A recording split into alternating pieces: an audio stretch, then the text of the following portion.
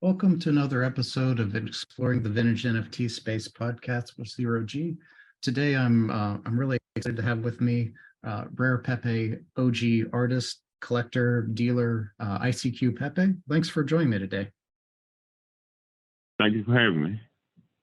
Man, so you've got a ton of cards attributed to you in the directory. But before we talk about your cards, let's talk about your history with crypto. How did you find out about Bitcoin early on, and then what actually motivated you enough to take that jump and jump through the hoops to actually get it? I was always into internet money, and I was like, Bitcoin, internet money. I was like, well, cool. And then especially after I entertained so many MLM programs and so much other scam, I'm like, well, hey, this digital currency might just take off. Like, even though there was no liquidity, there was nowhere to really get no cash from it. It was still something it intrigued me. And then there was Silk Road. And then you know how Silk Road was, you can get any fucking thing delivered to you. What you wanted, a mail order bride, you want an army chain, you wanted whatever you wanted, you can get it off Silk Road. So it created a market for Bitcoin and other digital currencies.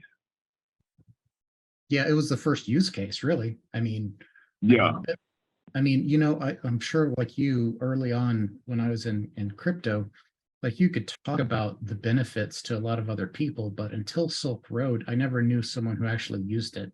Like then I had some friends of mine that would they were buying Bitcoin to use on Silk Road. And, I told them to hold some and they didn't, but hey, it is what it is. But that was that was the first legit use case that proved there's utility for having uncensorable money. Yeah.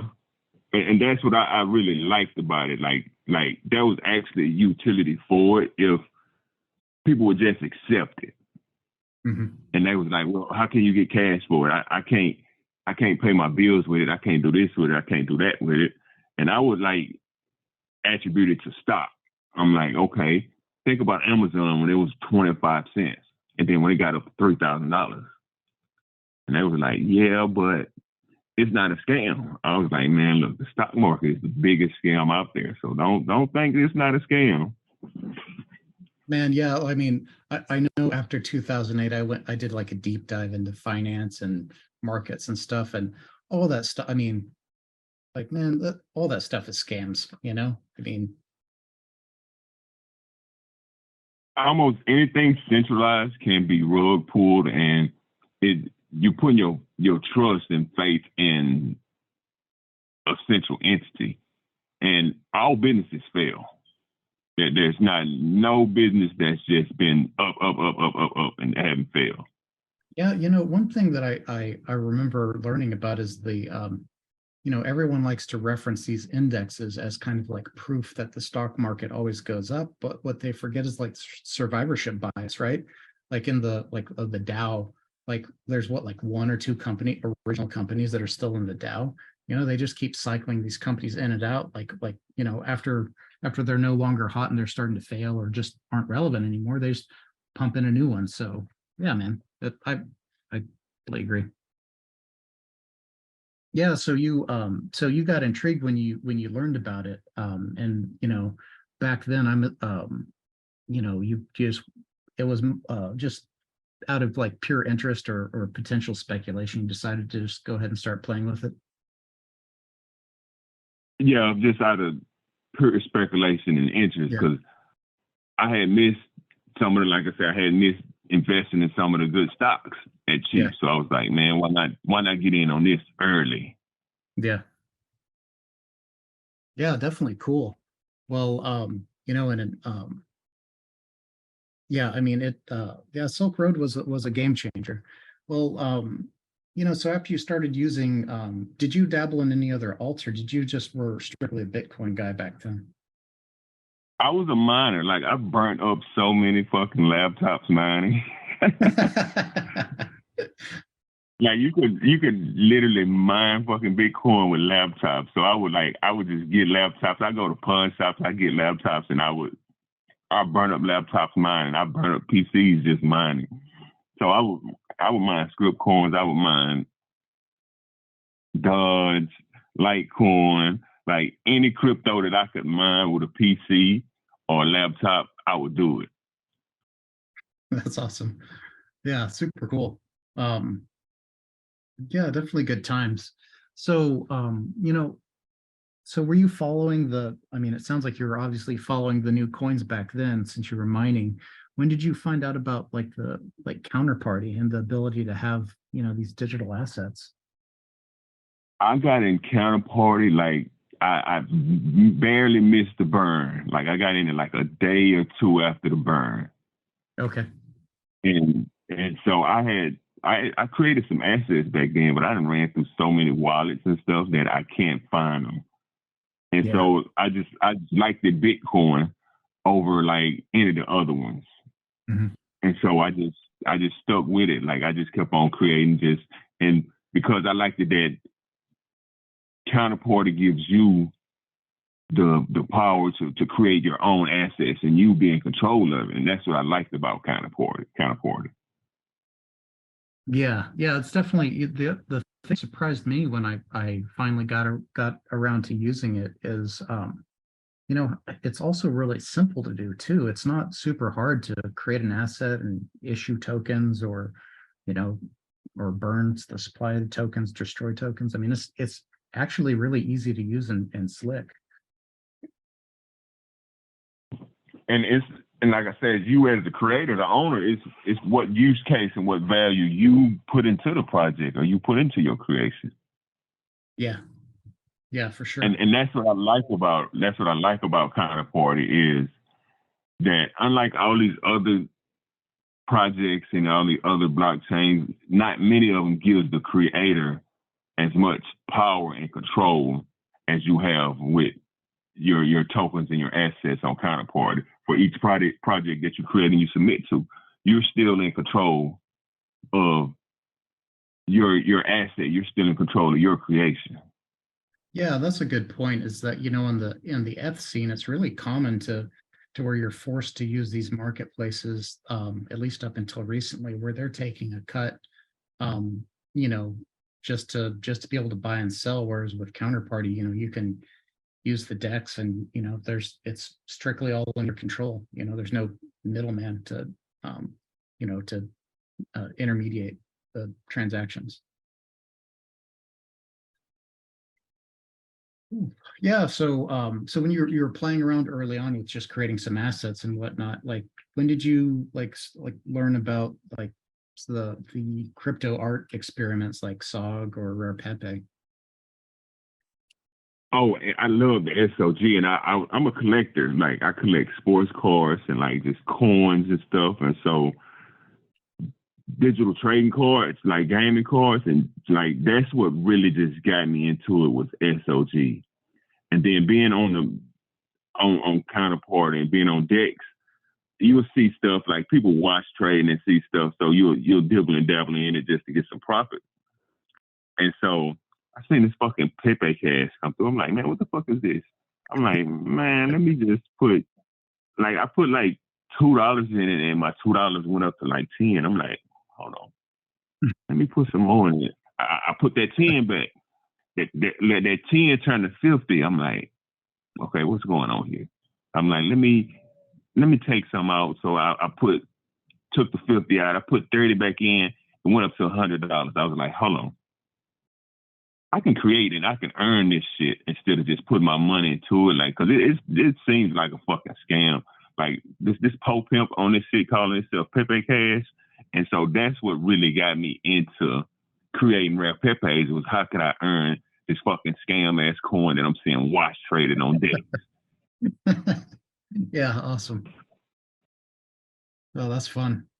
Yeah, man. So you that was your motivation. I mean, yeah, I totally know what you're talking about. You can still see some wash trading, even today. But so yeah, so you decided to jump in. What was your first card that you decided to go for and submit? The first card was I can't remember what my first card was, because the first ones I created was I think it was the Pepe RRR, like the Yeah. Resurrect, Yeah. that one. hmm And which others I did? Me personally, I did Pepe Republic too, because that was funny, because during the time I was actually on local Bitcoin, and Yeah. fucking Venezuela fucking their exchange rate and caught up with the national exchange rate. The national exchange rate was 10 to 1. Like hmm 10 Venezuelan bolivar got you $1. hmm But when I spend $100 in Bitcoin, I would get like 100,000 or 1,000,000 bolivar. I was like, hold on, wait, what What? the fuck? Yeah. Like, how could I get this back to To dollars. Yeah. the national exchange rate? But it was so regulated that you couldn't. And so what I would do was I would pay like people's like salary in Venezuela. I would pay their rent for 6 months. I'd pay their salary for a year, and they're looking at me like, what the fuck is this dude got going on? I'm like, $100. You know what I do with $100? Like, I smoked it up in weed. If I could use this to better your life and better my life, then let's do it. So I would like buy people passports. I would get them registered for Khadija and stuff. Like, that was the exchange market over there. So it was just crazy how, and then that's why I created the Pepe Republic. So I took, like, if you look at it, and if you look at the old Venezuela currency, and I just put Satoshi on that, and then some coins. Like, the eyes is actually like some gold Venezuelan coin. Man, And what others I did? that's a pretty awesome hustle. I remember reading about some of these countries like that where they have a official like exchange rate, and then they have a black market rate that is always like way different. So finding a way to arm that is super powerful. And that's what I'm still blocked from Western Union and MoneyGram for arbing that. That's awesome. You gotta love the hustle. And because and when I tell people during any hyperinflation, before the inflation rate catches up with the national market rate, there's a win. Because it used to be the same way with like the African money. Like, the Africans would come over here and be like, hey man, give me $5,000, I can turn it to 25,000, I can turn it to 250,000. And people would look at them like, man, no, you scamming. And a lot of people like, no, it's working, but then nobody actually know what was going on. Yeah. But to the person who can go over to that country and freely come back to the other country that's with the exchange rate that they're winning off of, they're winning. But to the people who don't know, it's a scam. Yeah, I've heard but that. I tell people, anywhere there's hyperinflation going on, there's always a chance for you to win. Only if you can get it from that country back to the other country.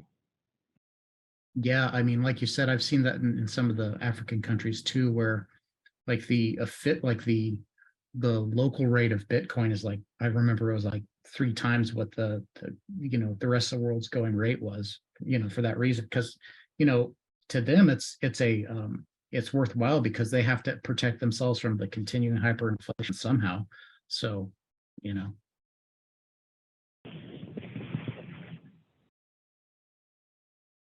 definitely cool. No, I mean, that's a great story with Pepe Republic. I mean, if it's we can just go through what's attributed to you on Pepe.wtf, and we can just kind of talk about them that way, so you don't have to kind of rack your brain that way. That works. Yeah. Yeah, sure. So the first one that's attributed to you is Dash Pepe, which is a super early low supply card, season 1. Oh, those are funny. I didn't come in until season 9. Mm-hmm.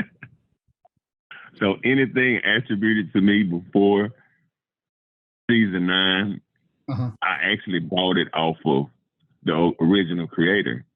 Oh, cool. So when I came in, like I was too, you could say I was too alpha, I was too aggressive for their circle jerk. So they would like oust me out. Like I would get kicked out. I would get banned from this one guy named RF4Ken, which I've always felt it was this dude named Trevor, who's the counterparty developer. But the RF4Ken guy, he was a scammer. And so like in order to get people not to deal with me, they'll try to label me as a scammer. And I'm like, yeah. Okay. And then so the funny part was a lot of people on there didn't like me, and they was like, look, I might not like him, I might think he's a piece of shit, but his business is great, and he has not ever scammed me at all.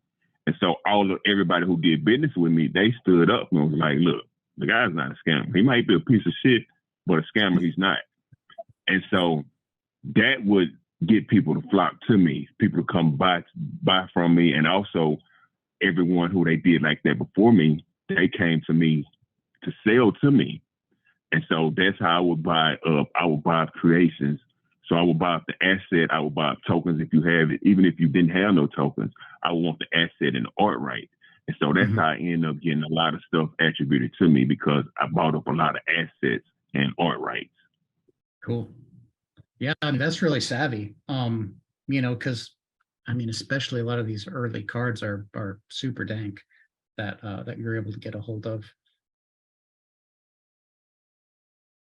I mean, Dash Pepe I thought was fun because you know, now like Dash is I think pretty much irrelevant, but it was one of the first, you know, I think what that's making fun of is the you know, like Dash was the first shit coin to make these master nodes and like, you know, kind of kick-started the whole master node phase in crypto back then.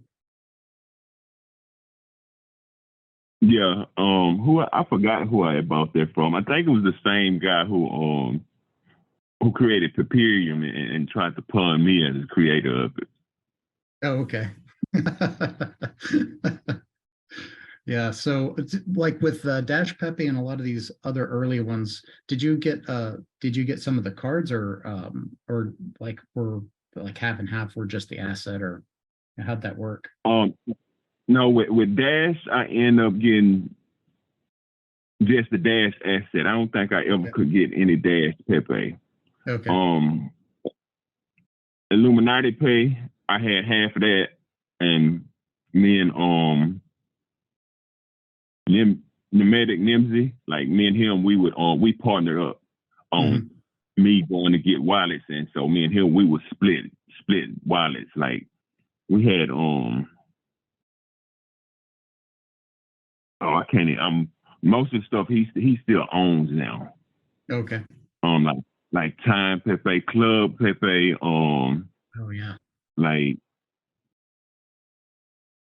I even owned Homer at one time. I never had the card, the token, but I always had the asset. Homer, only one Pepe.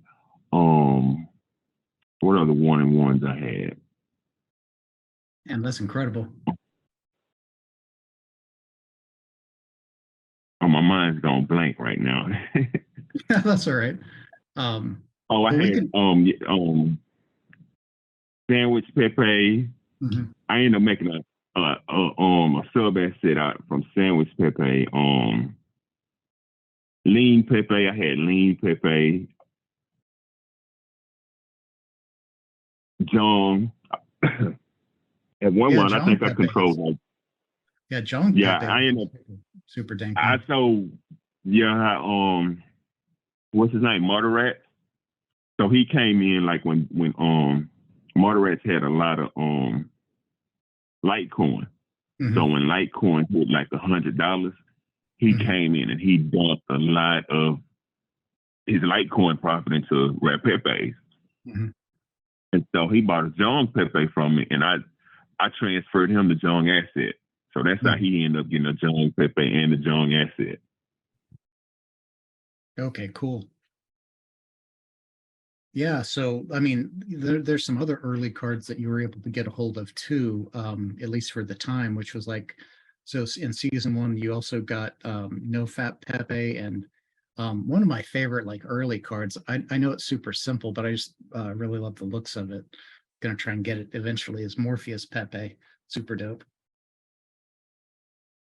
Yeah, the Morpheus Pepe, it came in the with the Illuminati Pay, the Pepe. That guy, he created that. So he had traded Morpheus Pepe, and that's how I ended up getting Undead Pepe too. Undead Pepe was part of that also, but it kept getting rejected and rejected. Oh, okay.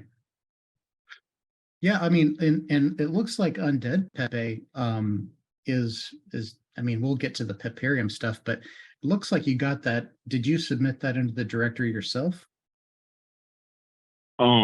I did. Yeah. If you look at Counterparty and how it was actually 10 first created on it, it was the original guy. He tried to get it in the Rare Pepe project, but for some reason Mike didn't like him. Okay.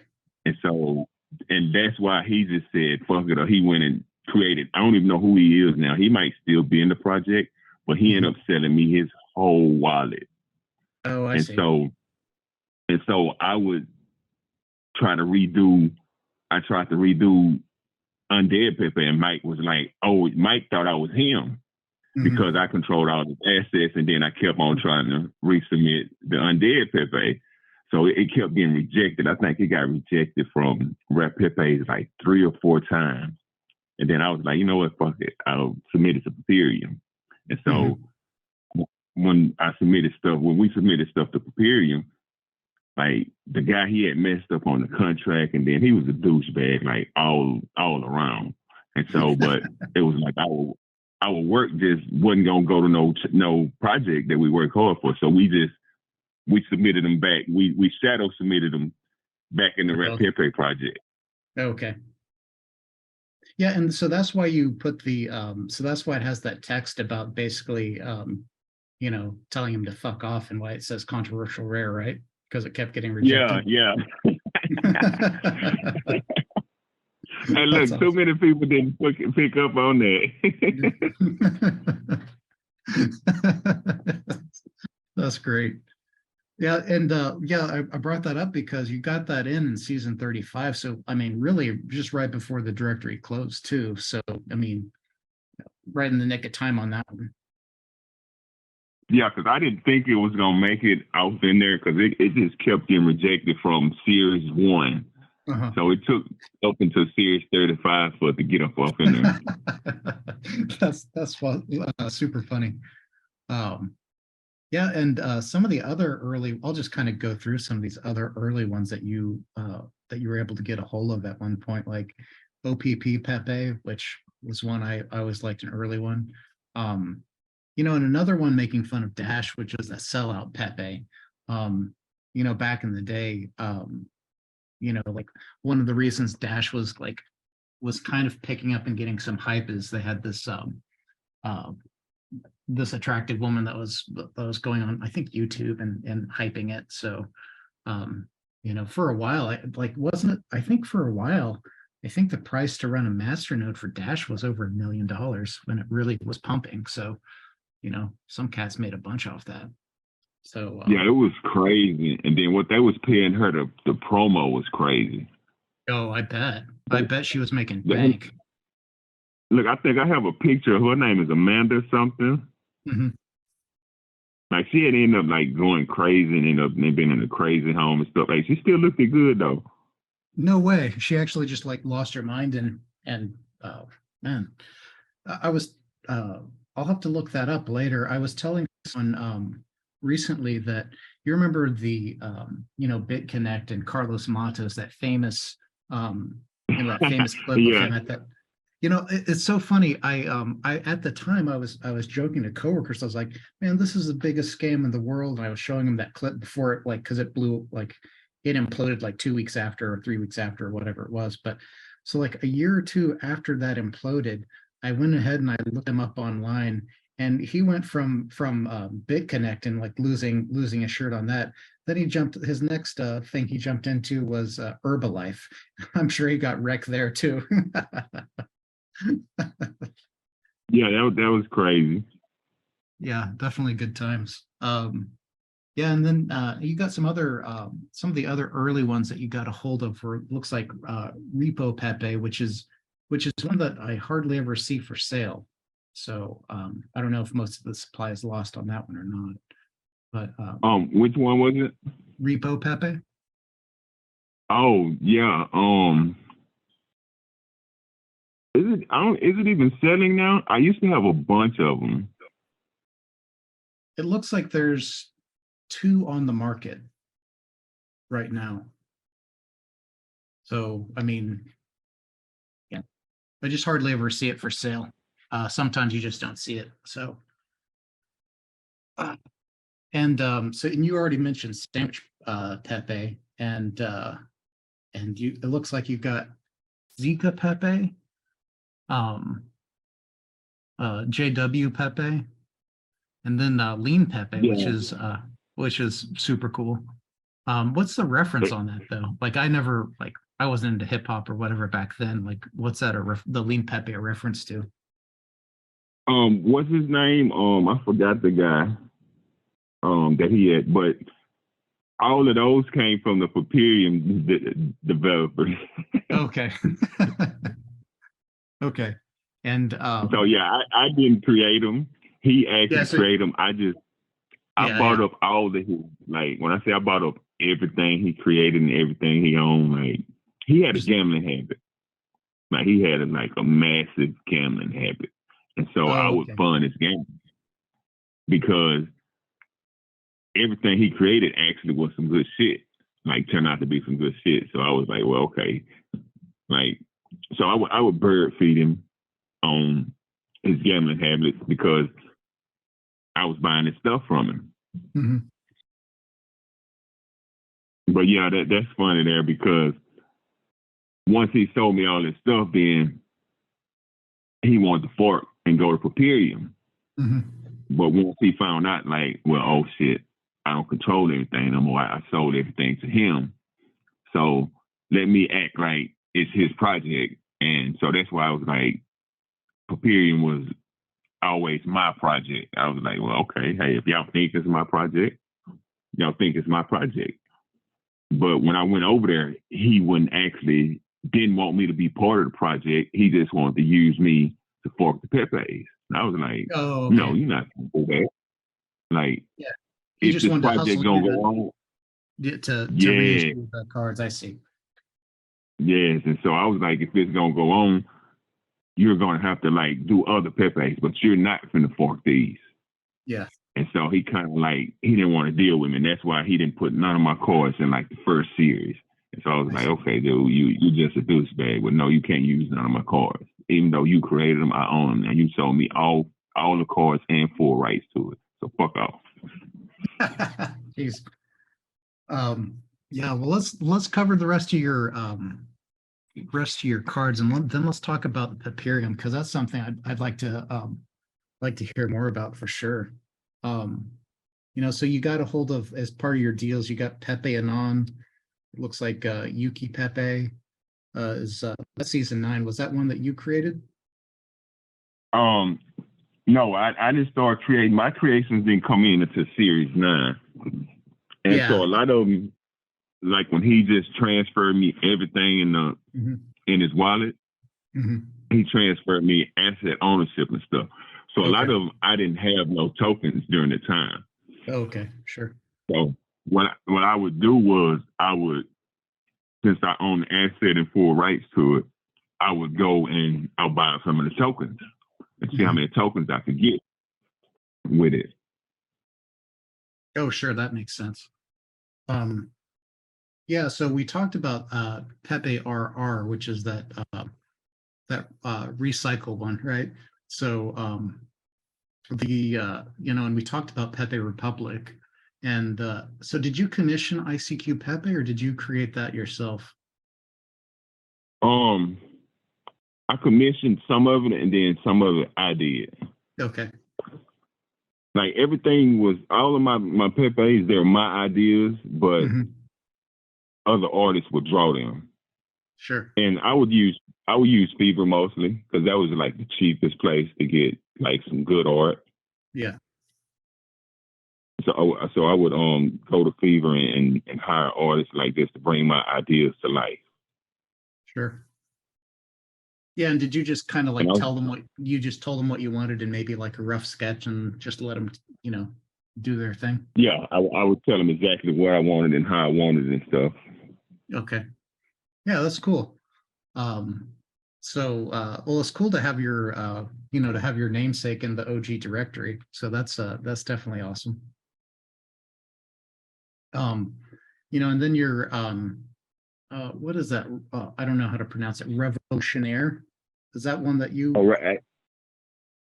Yeah, that's another reference to Venezuela. Okay. Like it was during Halloween, and so if you look at it, it's like it got the Venezuela currency on top of the house. Yeah. And then it got the revolution, and like so it was like Khedive was the exchange house.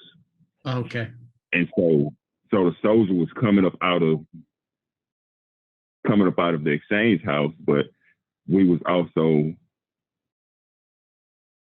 exchanging like crypto and stuff. So it was me just exchanging Bitcoin and crypto using Khedive and using Western Union and stuff, just the whole thing that I had going on with Venezuela over there. Uh-huh. Man, I love the fact that you got perma banned from Western Union, by the way. That's great.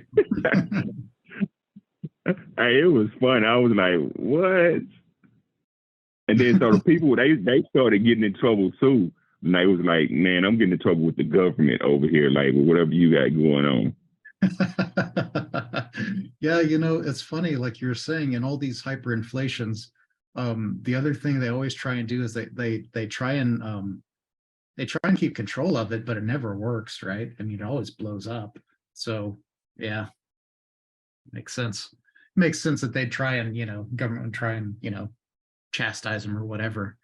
So, but yeah, I mean, talk about like you said, a profitable opportunity while it lasted. Yeah, and then the next one is like Pepe, bro. Was that one that you had created, or was that one you acquired? No, I created. It was my idea. Where did I get it from? Oh, like me, bro. Have you ever seen the dude? Some like me, bro memes was coming in. Okay, so no, I was I like, wasn't okay. familiar with that one. So I was like, okay, like Pepe, bro. So I did it like that. Okay, cool. And I ended up sending the dude some too. Mm-hmm. The guy who created it. Yeah. Yeah, If you cool. go to like know your memory, he's on there. And it'd be like, bro. That's cool. Well, that was a nice gesture. And the next one I was curious to ask you about is the RPDF.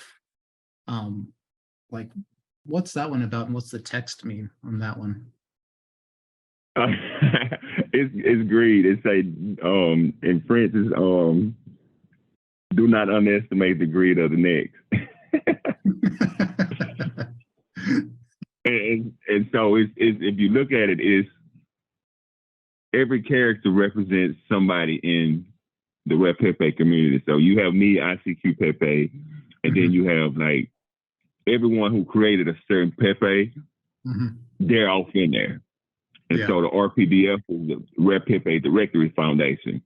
And I got so much backlash from that. It was like, oh man, the Rare Pepe directory is already here and blah blah blah. I'm like, man, I'm not trying to take over. I just created a card that represents most of the top players off in the Rare Pepe game.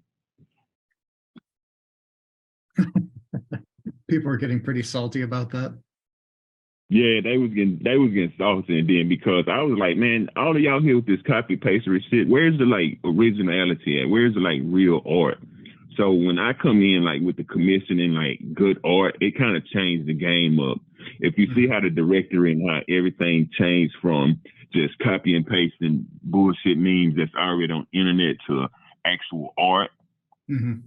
I would attribute that to me because, like I say, it was like I was going off on them like on like a whole lot of bullshit, like this the circle jerk they had going on at the beginning of the Rare Pepe game. Yeah, that's definitely something you can see as the seasons progressed. As early on, it was a lot more amateur art, and then you know, like you said, more copy paste, like edit stuff. Towards, you know, like you did have a lot more like 100% original stuff later on in the directory. That's cool. So you were one of the earlier ones that actually started commissioning artwork back then. Yeah, like some real artwork. It's like, come on, man, these are. If this take it out, it needs to be good. It needs to be better quality instead of just the shit, the copy paste shit. Because hey, y'all not accepting my copy paste shit, so well, fuck. Let me bring in some quality. Yeah, yeah, like you said, you know, like I had my own commission to have a fake rare done. I didn't, you know, I knew I didn't have the chops to do what I wanted, but and kind of like you, hey, even if my card like doesn't take off or doesn't sell, I just wanted to have something I could be proud of, you know. So yeah, for sure. Yeah, because I mean that's what's going to be attributed to you. You don't want to have something that you're embarrassed to, you know, to represent you. So yeah, definitely cool. But you know, and I think if off memory, I think that's one of the few cards that got through that's divisible too, right? Which one? Yeah. RPDF. Yeah. I did it purposely. Like some of them was accident, but I did it purposely. Okay. What was the idea there? Just to see could I slide one in on them.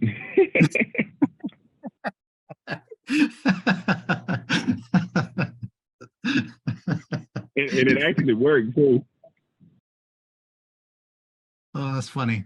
Yeah.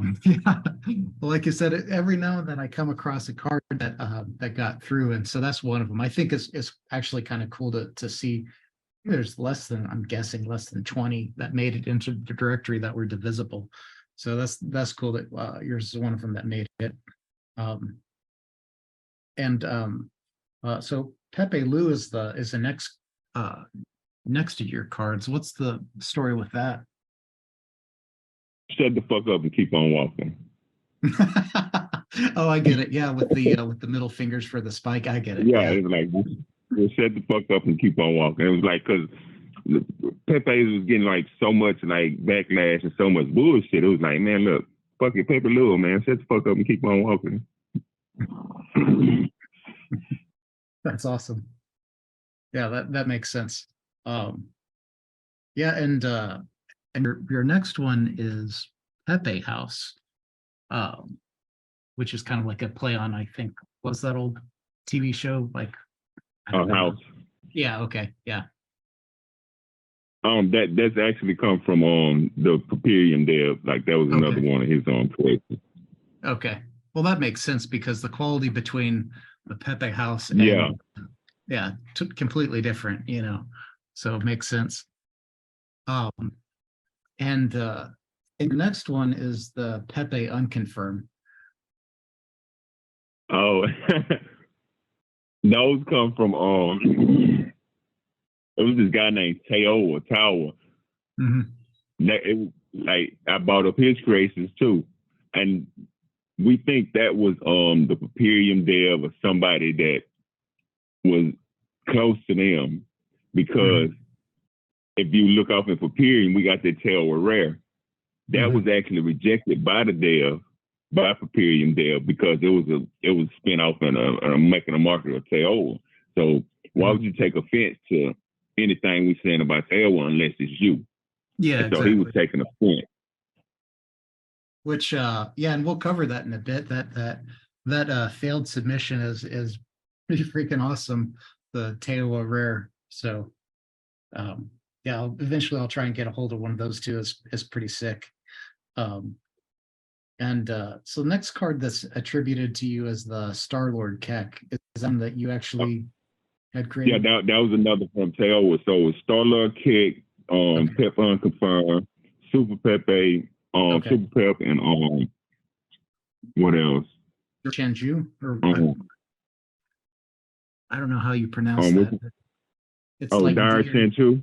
Yeah. Hmm. Oh, no, that was actually me. And if Okay. it was a shadow submission I did, because if you look at it, it's the second in the Feng Shui Pepe series. The Hmm. first one is actually Joaquin Yi Shu, and it's actually money tree. Hmm. So Yeah. the Dao Chanchu is the money frog.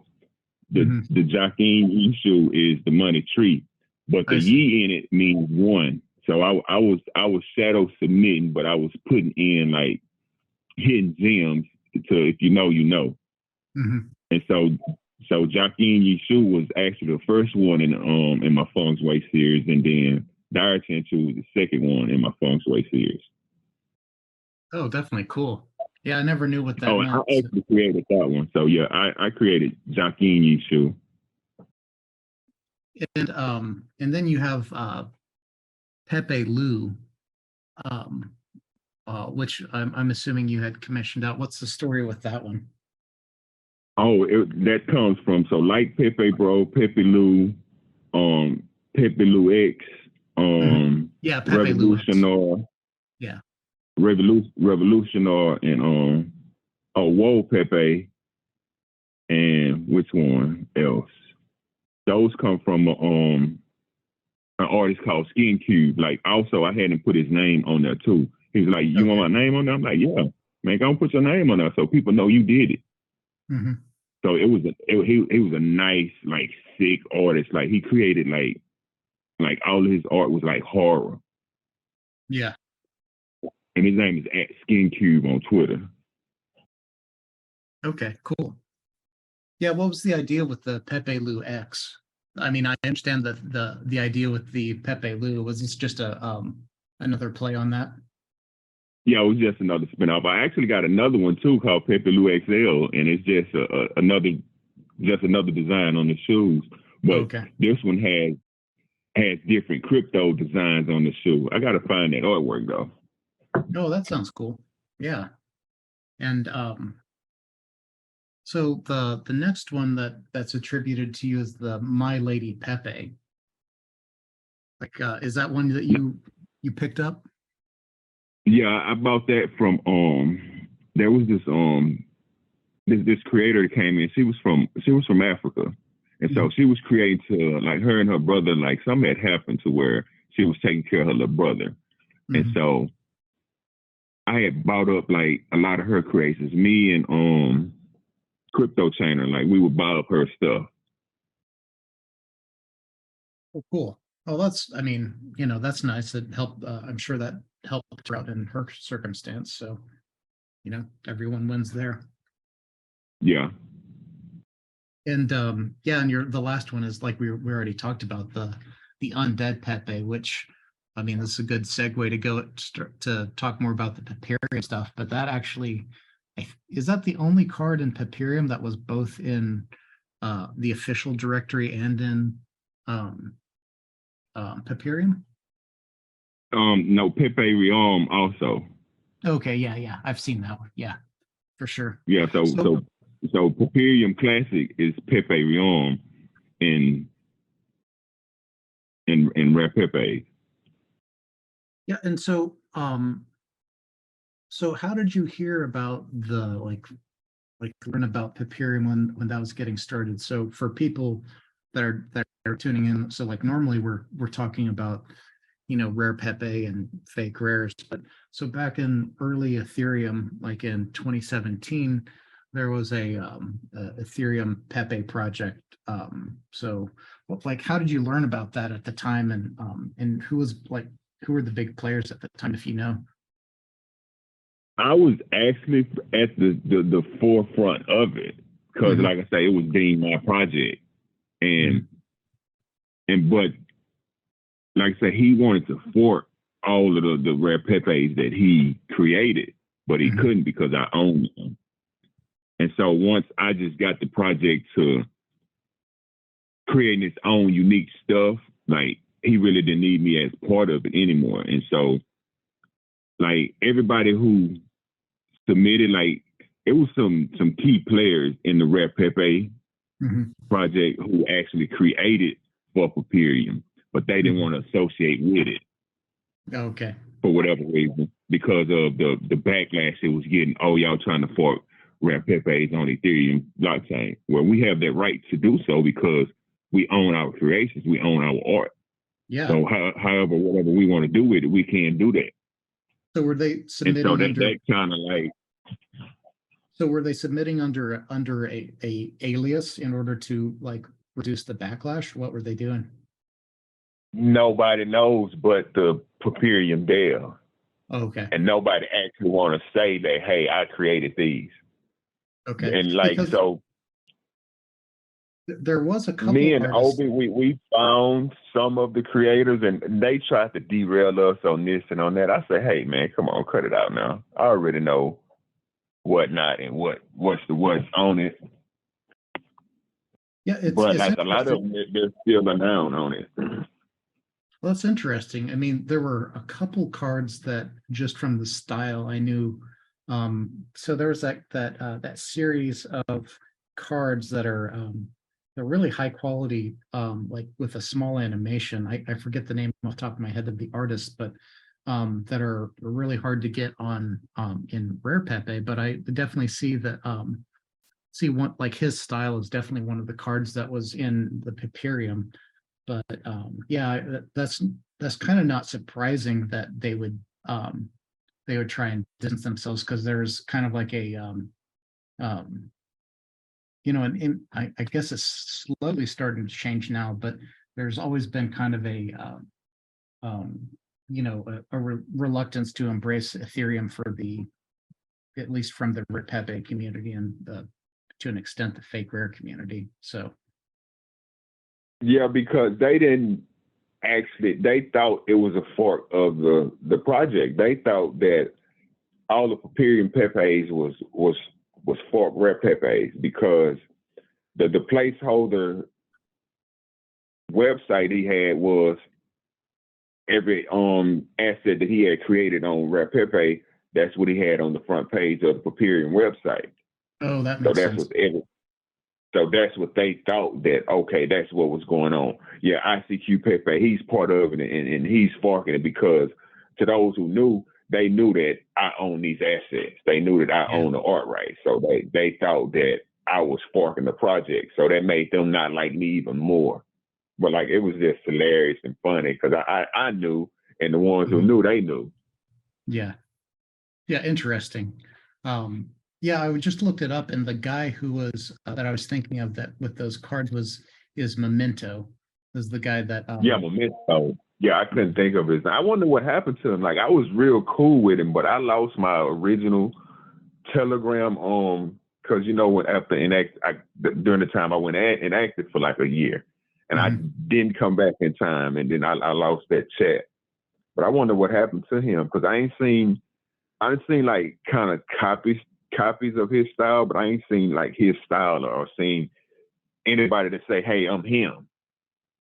Yeah, I've always wondered that too, because you know he created some really great artwork, and it seems like last time I looked it up, it seems like his wallet's been dead for a long time. So I've been kind of curious too what the deal is. So you know, even though his cards are most of them are 100 supply, the actual circulating supply is way lower. So makes it really tough. But yeah, so Memento was the guy I was thinking of where I definitely just off his style, I know that he created one for Peperium. So but yeah, for sure. Yeah, that's interesting. There's a couple other artists like that that created some really iconic artwork that are completely inactive for years, like the artist who created the those two like watercolor frog or three watercolor frogs series. Anyway, but yeah, so how long were you guys working on that, or how long was that dev working on it before he gave it up? Because it looks like it was abandoned you know, like pretty shortly after it was created. Yeah, he had created like the first Rare token. Like Rare was like doing good, and then something happened to where he was trying to create like the I guess he was trying to create like a vending machine type thing or something, or it wasn't transferable. He was trying to lock it to where, because excuse me, they was locking the contract to where you couldn't transfer the tokens for like a certain time. So he had messed up on it. So he had to reissue the Rare token.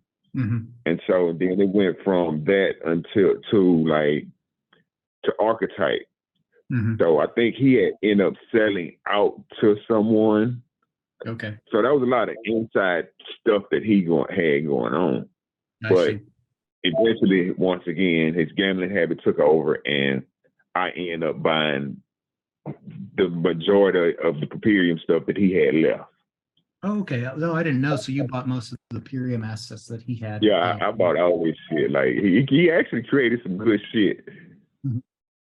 Yeah, and so like I say, I stumbled across Peperium late last year, and I tried looking through the Telegram, and I looked at the cached old webpage, and that what confused me too is that on their webpage they made it seem like the only way to buy the tokens was going to be through using that Rare token, but then I couldn't find how you get the Rare token. I couldn't find any contracts that actually, or any exchanges where you could use the token to buy the card. So I don't know. I kind of got lost there. Like, this doesn't make any sense because I couldn't see any transactions of Rare for cards. So, you couldn't see stuff didn't go how you wanted, and I would tell people like you really couldn't use either scan. Either Flora was better to see all of the Peperium stuff. Oh, okay. And so that's how I was mostly keeping up with it, was either Flora. But it was just too much BS behind it with dealing with him. Yeah. Because he would like try to control it with his central bullshit. And it was like, dude, I already know you're a bullshit businessman. So just dealing with you, this is not gonna go too well. Yeah, you knew that even if it grew, it would eventually lead to ruin if he if you're still in control. Yeah, he was still in control. Yeah. Okay, so he kind of got in over his head and with the gambling stuff, and just decided to like call it out because it wasn't successful enough, essentially. Yeah, and then like the cards, when you couldn't view them on no marketplace, and he held the second series. Like he distributed series 1, but you really couldn't see them on. You couldn't see them on the blockchain. You couldn't see them on either scan. Yeah. But you could see them on either Plur, but everybody didn't know to use either Plur. So he distributed the first ones, the first series, but the second series he held them all, and like everything that he had left of Peperium, he sold to me. Okay, cool. Yeah, well, and now as we're talking in early 2023, so just recently, I know you and Obi recently created a new wrapper and have and a website to kind of educate people and kind of create a market for these. I mean, they are significant in the sense that as far as I'm aware, it's the first organized art collection of its kind on Ethereum, even though it never really kind of took off. It exists, and you guys were also using IPFS at the time too, which I think is probably the first implementation for an art project on F2, I'm guessing, right? It's funny because I didn't know Red Curios was actually part of Peperium with the Peperium dev. Yeah, and that's actually how he got his idea. Like I was like, wow, I didn't even know that at all. But he thought that, and they thought that Peperiums didn't exist, or they nothing happened. They never got deployed and stuff. I'm like, it's all on the blockchain, and anybody who knew, they knew I was tied with it. So, and people was like, well, why you didn't say nothing about it? I'm like, shit, it wasn't my project, and I thought the shit was dead. But anybody who knew, like, they knew that I was tied into it. So how Obi hooked up with me was he went through and he like did some archaeologist digging and stuff, and he seen a transaction that I had sent to Peperium Dev some Ethereum. And then once he followed the transactions, he seen that one of my wallets had a whole bunch of the Pepes in it. I'm like, shit, dude. And so I was like, I just gave him the key, the private keys and stuff. I was like, here, we just split it. And because I had lost a wallet, like I had only like 11 words. Like I had a wallet that had Keck Reloaded, like, and a whole bunch of Rare Pepes in it, and I had lost it. It was like dead. And so Obi helped me get into that wallet. And I was like, man, I appreciate you. I thought this was gone forever. Because the Brute brothers, they was trying to charge me like, I think like 2 or 3 Bitcoins to get in it. I was like, man, like, yeah, that because they was going off the value of it. And once Obi got into it, I was like, man, see, you did me a favor. So, man, here go all this Peperium shit, man. Like, if you can make a rapper, we just split it all. And so that's how me and Obi hooked up on the Peperium stuff. After he tied me to that transaction, he was like, I see that your icon is the Chill Pepe. And then I started laughing. He was like, what? And then I just told him the history of it. Oh, that's cool. Yeah, I mean, I definitely think it's a cool project. One of the things I mean, it's got some, like you said, some of the art is actually kind of cool. One of the things I thought was kind of funny is I don't know if it like if that dev was just like checked out at the end or what, but there's some like really random stuff in there too, like that peanut butter and jelly cat, like space cat thing. I don't know what the hell that is, if they were just memeing or like someone submitted it just to see if he'd accept it, but I don't know, it's just completely random and wild, but you know, it's in the got deployed, so you know, it's a thing. See, I think towards the end, when stuff wasn't going right, he was gonna merge everything with Archetype. Okay. So Archetype was actually like a meme project. Finest Rares had was doing, and but the Peperium Dev, he was the developer of the contract, and so he used the same default contract that he was messing up everything else with. And so all the Archetype memes are still on the blockchain. Excuse me.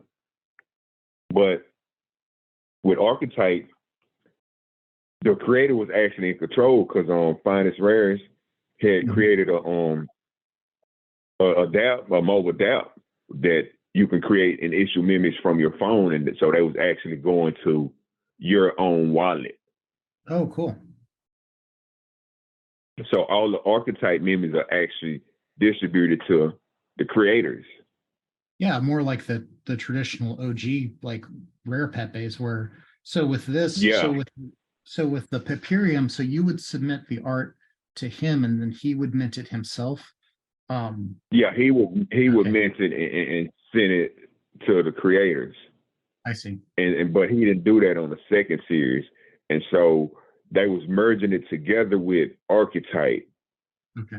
And once Finest Rare seen that, and then they tried to look at the code for the contract, and it was like, okay, we can't see this code, so we're not gonna really trust it, Jade. And so it was just he was starting to look shady to them.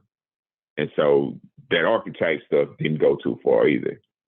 Yeah, what's the story with that? So I saw references to the Archetype stuff in the Peperium Telegram back in the day, but I'm not really familiar with that project. It was like one of the first, like this, I wouldn't say first meme projects, but like it was like you could say one of the first meme projects on Ethereum. But it, like I say, it didn't go too far because of the contract, the same contract that Jade was using to mint with. So the contract was kind of bugged. Yeah, the contract was bugged. Okay, yeah, that makes sense.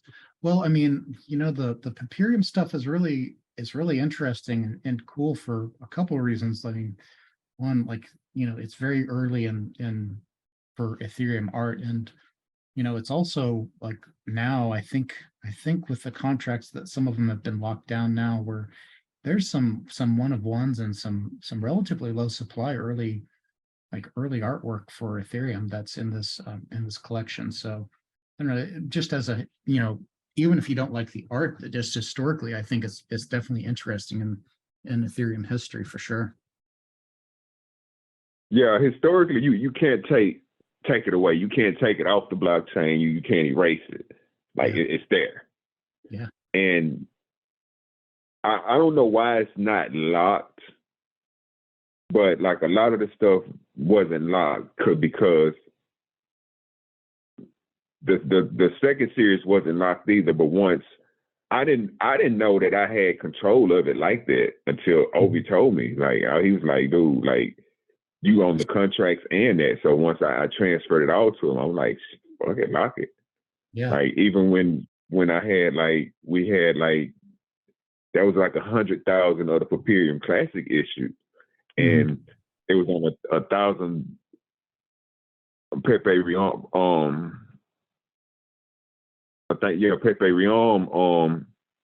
issued on Rare Pepes, and I was like, you know what? Just burn those 99,999 in that one that's in somebody's thing. Whoever they is, they just have that one because I didn't want the controversy of you didn't forked it and this and that, because that was never my intention to have them on both chains. But when Undead existed on both chains, I was like, okay, there's only a max 300 supply, no matter what it is, because the combined supply is going to be 300. And so that's why I came up with the Destroy over here and then Resurrect over there. Yeah, that's cool. Yeah, definitely interesting stuff. So, I just think over time that'll probably get some more interest. It's just been kind of, I was surprised that it didn't get more attention, but then again, we're in the middle of a bear right now too. So, I can't help but think in the next bull market, it'll get some more, much more attention, but definitely a cool project and an interesting story. Thanks for, kind of filling me in on that.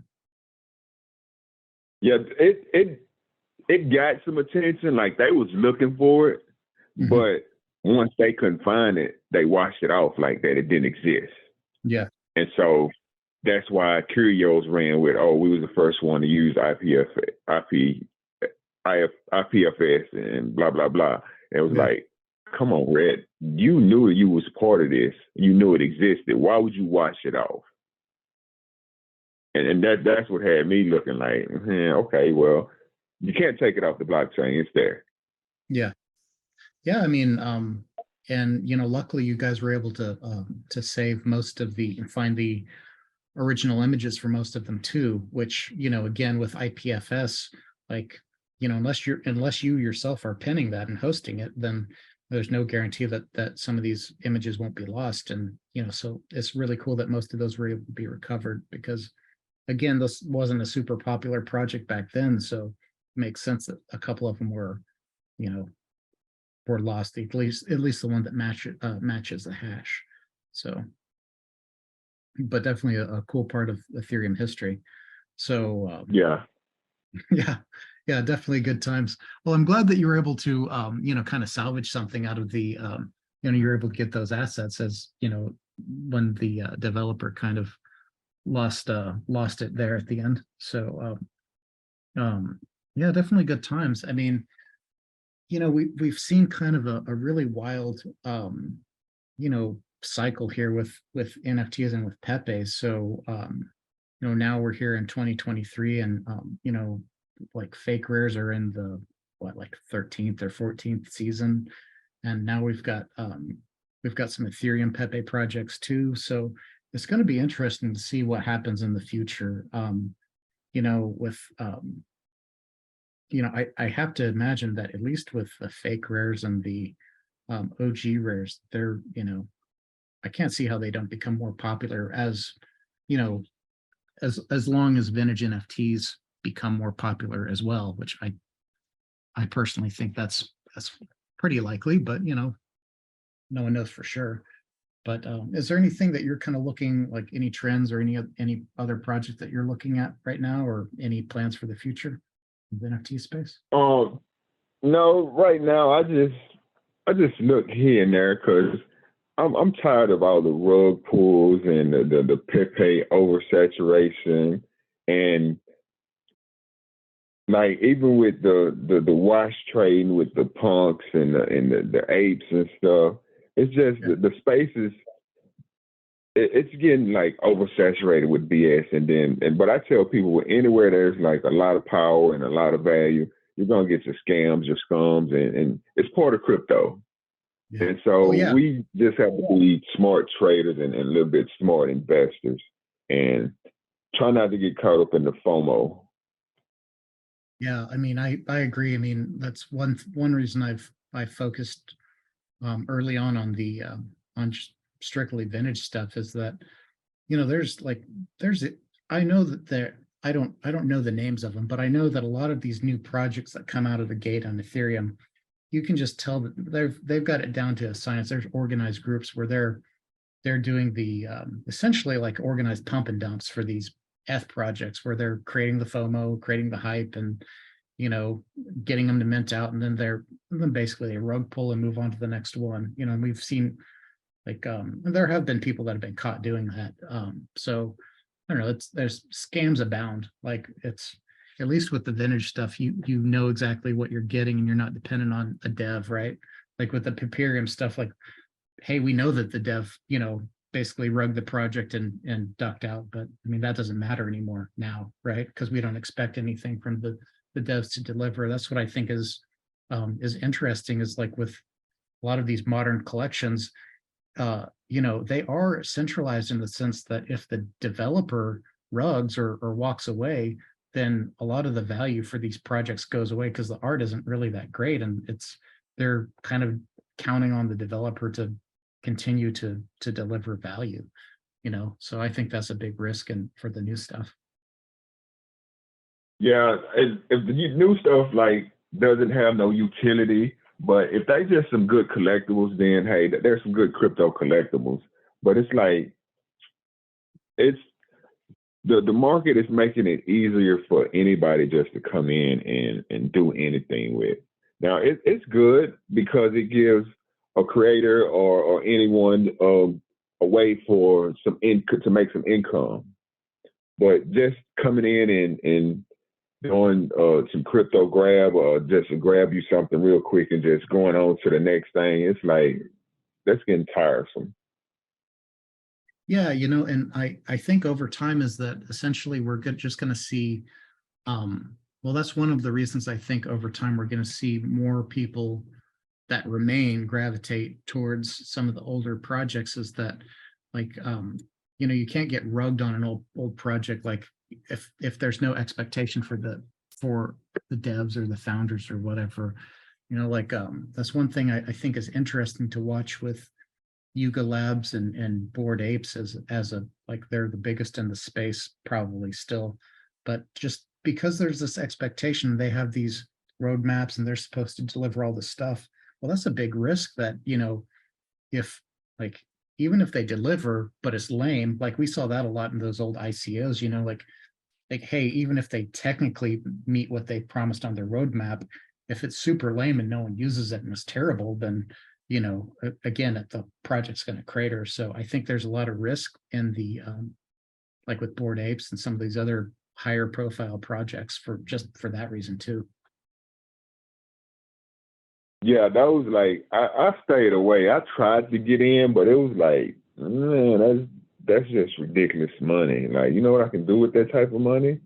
Yeah. Like, I was like, that's crazy. Like, that's crazy, stupid money. Like, man, that's 2, 3, 4, 5 houses. Like, oh, Well, yeah. like, And now we know through those lawsuits that, you know, MoonPay and, I don't know if Yugo directly was involved, but we know at least that MoonPay was involved with basically paying these celebrities and giving them free apes undisclosed, like, and they weren't disclosing it in these essentially paid ads, like that famous one that I think Viva La Vandal really captured well in Fake Rares, is that that one with like Jimmy Fallon and Paris Hilton, where they're both like shilling Bored Apes that they just quote unquote got from MoonPay. You know, I mean, just it's gross. You know, it's a I don't know, it's an ugly part of the scene. You know, so I mean, that's what one of the things that helped them get the notoriety. Without that kind of continued support, I mean, you know, yeah, it'll just be, I'm just interested to see what happens. You know, I don't have a stake in Bored Apes either way, but I just think, you know, for being so high profile and, you know, we know that they've kind of manipulated, or at least their associated organizations like MoonPay have helped manipulate the market. There's been some wash trading and whatnot. It'll be interesting to see what happens in the future. Yeah, that's what made me stay away from FTX. Like when Yeah. I seen all that with FTX, I was like, no. Look, this smells like Mount Gox. It looks like Mint Pal. It got a stench of Cripsy. I'm like, man, FTX cannot get nothing out of me. And they was like, but I was like, man, that shit gonna fall hard. And then look at it, it fell hard. I was like, man, they doing too much. They're doing way too much. Yeah, you know, I played around with it once or twice, and I saw the kind of leverage that they were offering to people that were completely unverified. I was like, and the other thing is that if you blew up your account, like they wouldn't actually come after you for whatever else, what essentially what was the overage. Like, let's say you deposited like $500 or $5,000 or whatever it is. Like for some of those markets, they'd let you trade at like 20 or 50 or 100x leverage. You know, and like the markets can move fast enough to where, you know, you'd only have $500 or 5,000 on account, and you like your loss on that trade would be, you know, 50,000 or $100,000 or whatever when your account gets margin called and blown up, and they don't go after you. So where like, how does that make sense that they can allow people to accrue these losses that they're going to have to supposedly settle up on the back end? That it like I looked into it and they were talking about like, oh yeah, we're using these FTT tokens as the mechanism to pay out. I was like, man, this is super sus too, you know. And I've seen enough of these exchanges like get nuked. You know, one of my favorite ones got hacked, which was like Cryptopia back in the day too. So yes, I was on. Look, and it's funny because all of those, like Cryptopia, I started getting my stuff off of Cryptopia before it went down. I actually like the Cryptopia because like they would put all of the other all of the shit coins and all of the coins that you thought wasn't worth nothing. yeah, all there. the weird ones, and then, yeah, and low cap ones you could find there. One of the few places. And also with Cripsy, also I like Cripsy. I love Cripsy, but I was like, man, look, something's not right on here. When it gets to the point where they stop you from withdrawing your crypto, then it's a problem with me. Like so, once Cripsy got to the point where couldn't withdraw Bitcoin, I was like, you know what? Let me transfer my Bitcoin to Litecoin and Dogecoin, and let me get up out of here. So I ended up getting my stuff off for Cripsy before they shut it down. Awesome. Yeah, you know, for a while I thought it never happened, but I thought Poloniex was going to rug pull for a while too. You know, anyway, yeah, definitely. You have to be really careful with exchanges, you know, like yeah. So well played, like making it out with all your funds on those. You know, I was lucky enough where I kept I traded or I'd mainly buy and sell stuff on Cryptopia, but I never left anything on there. So I know a lot of a lot of those like really weird, you know, low cap altcoins. I think a lot of their stuff basically got locked up. It's probably going to end up being like Gox, where it's like locked up for, you know, years and years, and you know, a lot of these projects aren't even worth anything now too. Yeah. So, yeah, man, it's been really fun talking to you though. I mean, is there anything else you wanted to bring up or just chat about? Man,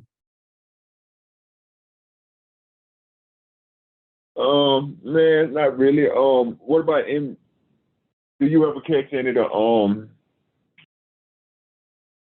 man, what's the word? The conventions and stuff like NYC NFT? I've only read about it, but you were saying that you actually made it to that Rare AF conference, right?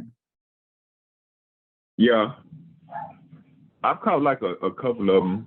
Like I catch some here in Texas. Then I think I just bought some I see they doing some NFT NYC 2023 NFTs.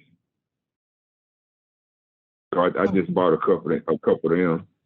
Oh, cool. Yeah, I haven't been able to make to any of the conferences yet. I'm hoping maybe either later this year or maybe next year I can make it to one. I've just had some IRL stuff that I've had to juggle that's kind of prevented me from doing that. But yeah, I'd like to make it. The event they had in Barcelona last year sounded really cool. If they do that again, or maybe like one of the Miami conferences or something, sounds pretty dope too. Yeah, the Miami ones be all right. Yeah, definitely cool. Well, yeah, I mean, did you want to any stories or anything you want to talk about from your experiences at the conferences? Man, not really. I met Art Gnome. Me and Art Gnome had some we had some fun and stuff. Two drunk guys, two drunk strangers in NYC on NYC streets just trying to get back to our room safely. Like that's when I first met Art Gnome. Yeah, good times. Well, cool. Well, I certainly appreciate you taking the time out to chat with me today. It's been a lot of fun. Hearing about your cards and also your hustling in the Pepe space and getting the background on the Peperium is really cool because I only knew bits and pieces, so definitely helps fill in more on that front. So yeah, I'll definitely be interested to see what you come up with next too. Likewise, I like what what descriptions got going on because I was always looking at like how can we actually put the images on Bitcoin blockchain. So it was cool to even just find out the history of ordinals because ordinals wasn't new. Like it had actually been mentioned and developed, but they didn't go too far with it. So I guess everything is all about timing, I guess. Yeah, yeah. I mean, I'm with you. I think it's really cool that it's given us a relatively affordable way to have images on the Bitcoin blockchain, which super cool. So yeah, it's definitely because on chain is definitely more secure than even using some of the services like SIA or Arweave or whatever, because there's still the risk in IPFS, like we were talking about earlier, there's still the risk of data loss, or whatnot happening. So yeah, like it's definitely the most secure to have stuff on chain. So yeah, I'm kind of curious to see where that goes there. I know we've had this huge, like as they were just kind of taking off, there was this huge bubble, it looked like to me, with the ordinal assets. But I think the tech's here to stay. So I know there's some efforts to allow you to use counterparty and the ordinals inscriptions, and you can link your counterparty asset to the ordinal inscription to have the proof of the on-chain image, which I think is cool too. Yeah, I like Joe Mooney has he's a great developer. He's developed how you can just take your inscription and get I don't know the technical word for it, and then you just tie it in the description, and that attaches your image to your counterparty asset. Yeah, I've actually did something. It's pretty cool too. I like it. Yeah, I know what you're talking about. I looked that up a few days ago. Yeah, I mean, he's a great developer. He's done so much for the scene, and he's created some really cool stuff too. Like one of the big advancements for the counterparty scene too was his creation of the Rpw.wtf, which is this like new version of Rare Pepe wallet that allows you to use like ledger hardware wallet support, which is really important for this. And he's released some really cool assets and cards. One of my favorite cards I was able to get was his Zero Wing Pepe. So definitely good times. But yeah, that'll be, I'm with you. I'm looking forward to seeing how that plays out. I definitely see that. I mean, I think that's a cool way to incorporate counterparty and ordinals to, again, increase the long-term viability of some of these assets, you know, so definitely good times. Yeah, I see Counterparty being around for a while because it was actually, I want to say it was before Ethereum or right at the same time. Because it's like, to me, it's like the same thing, same kind of technology. It's just Ethereum is more widely developed and accepted, and it's more easier now because it'll be more accepted if we could actually trade Bitcoin on DEX. Yeah.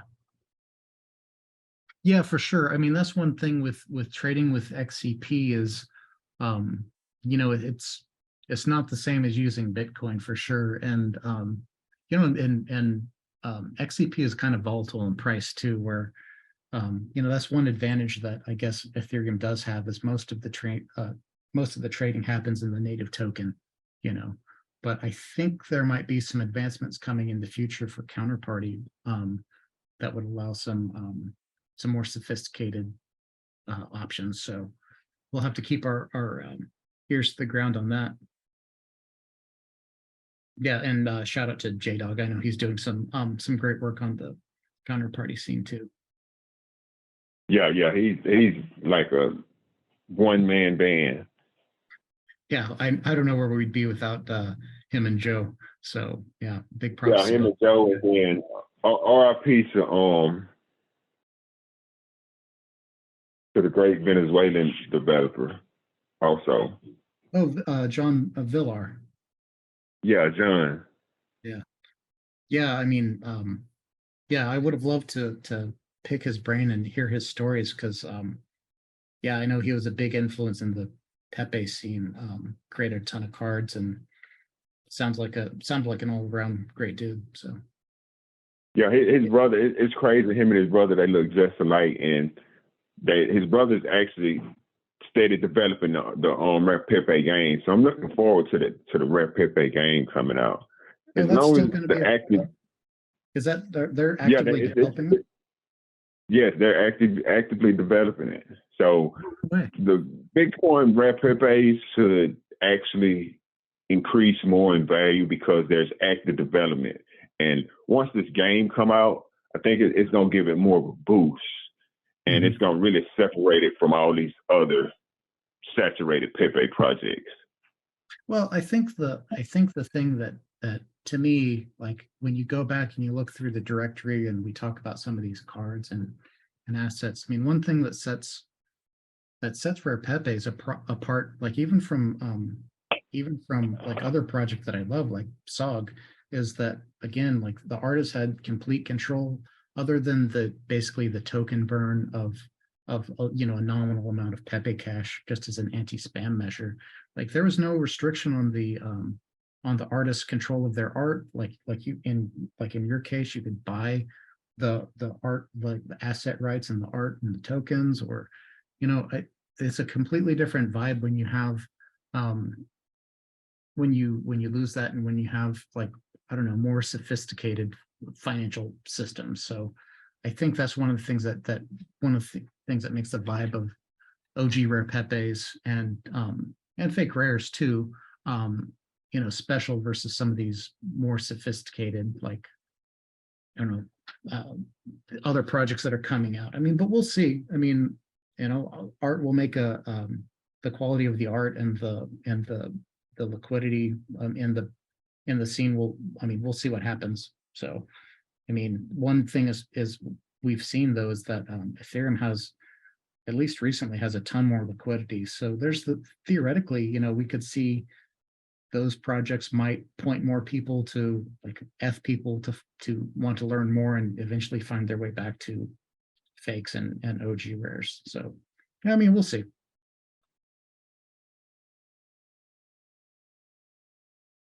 But oh man, but yeah, is there anything else you want to chat about, or you want to call it a wrap there? No, I guess that's about it. Okay. Yeah, I mean, it's been a lot of fun talking to you today. Really fascinating stuff. Likewise, likewise.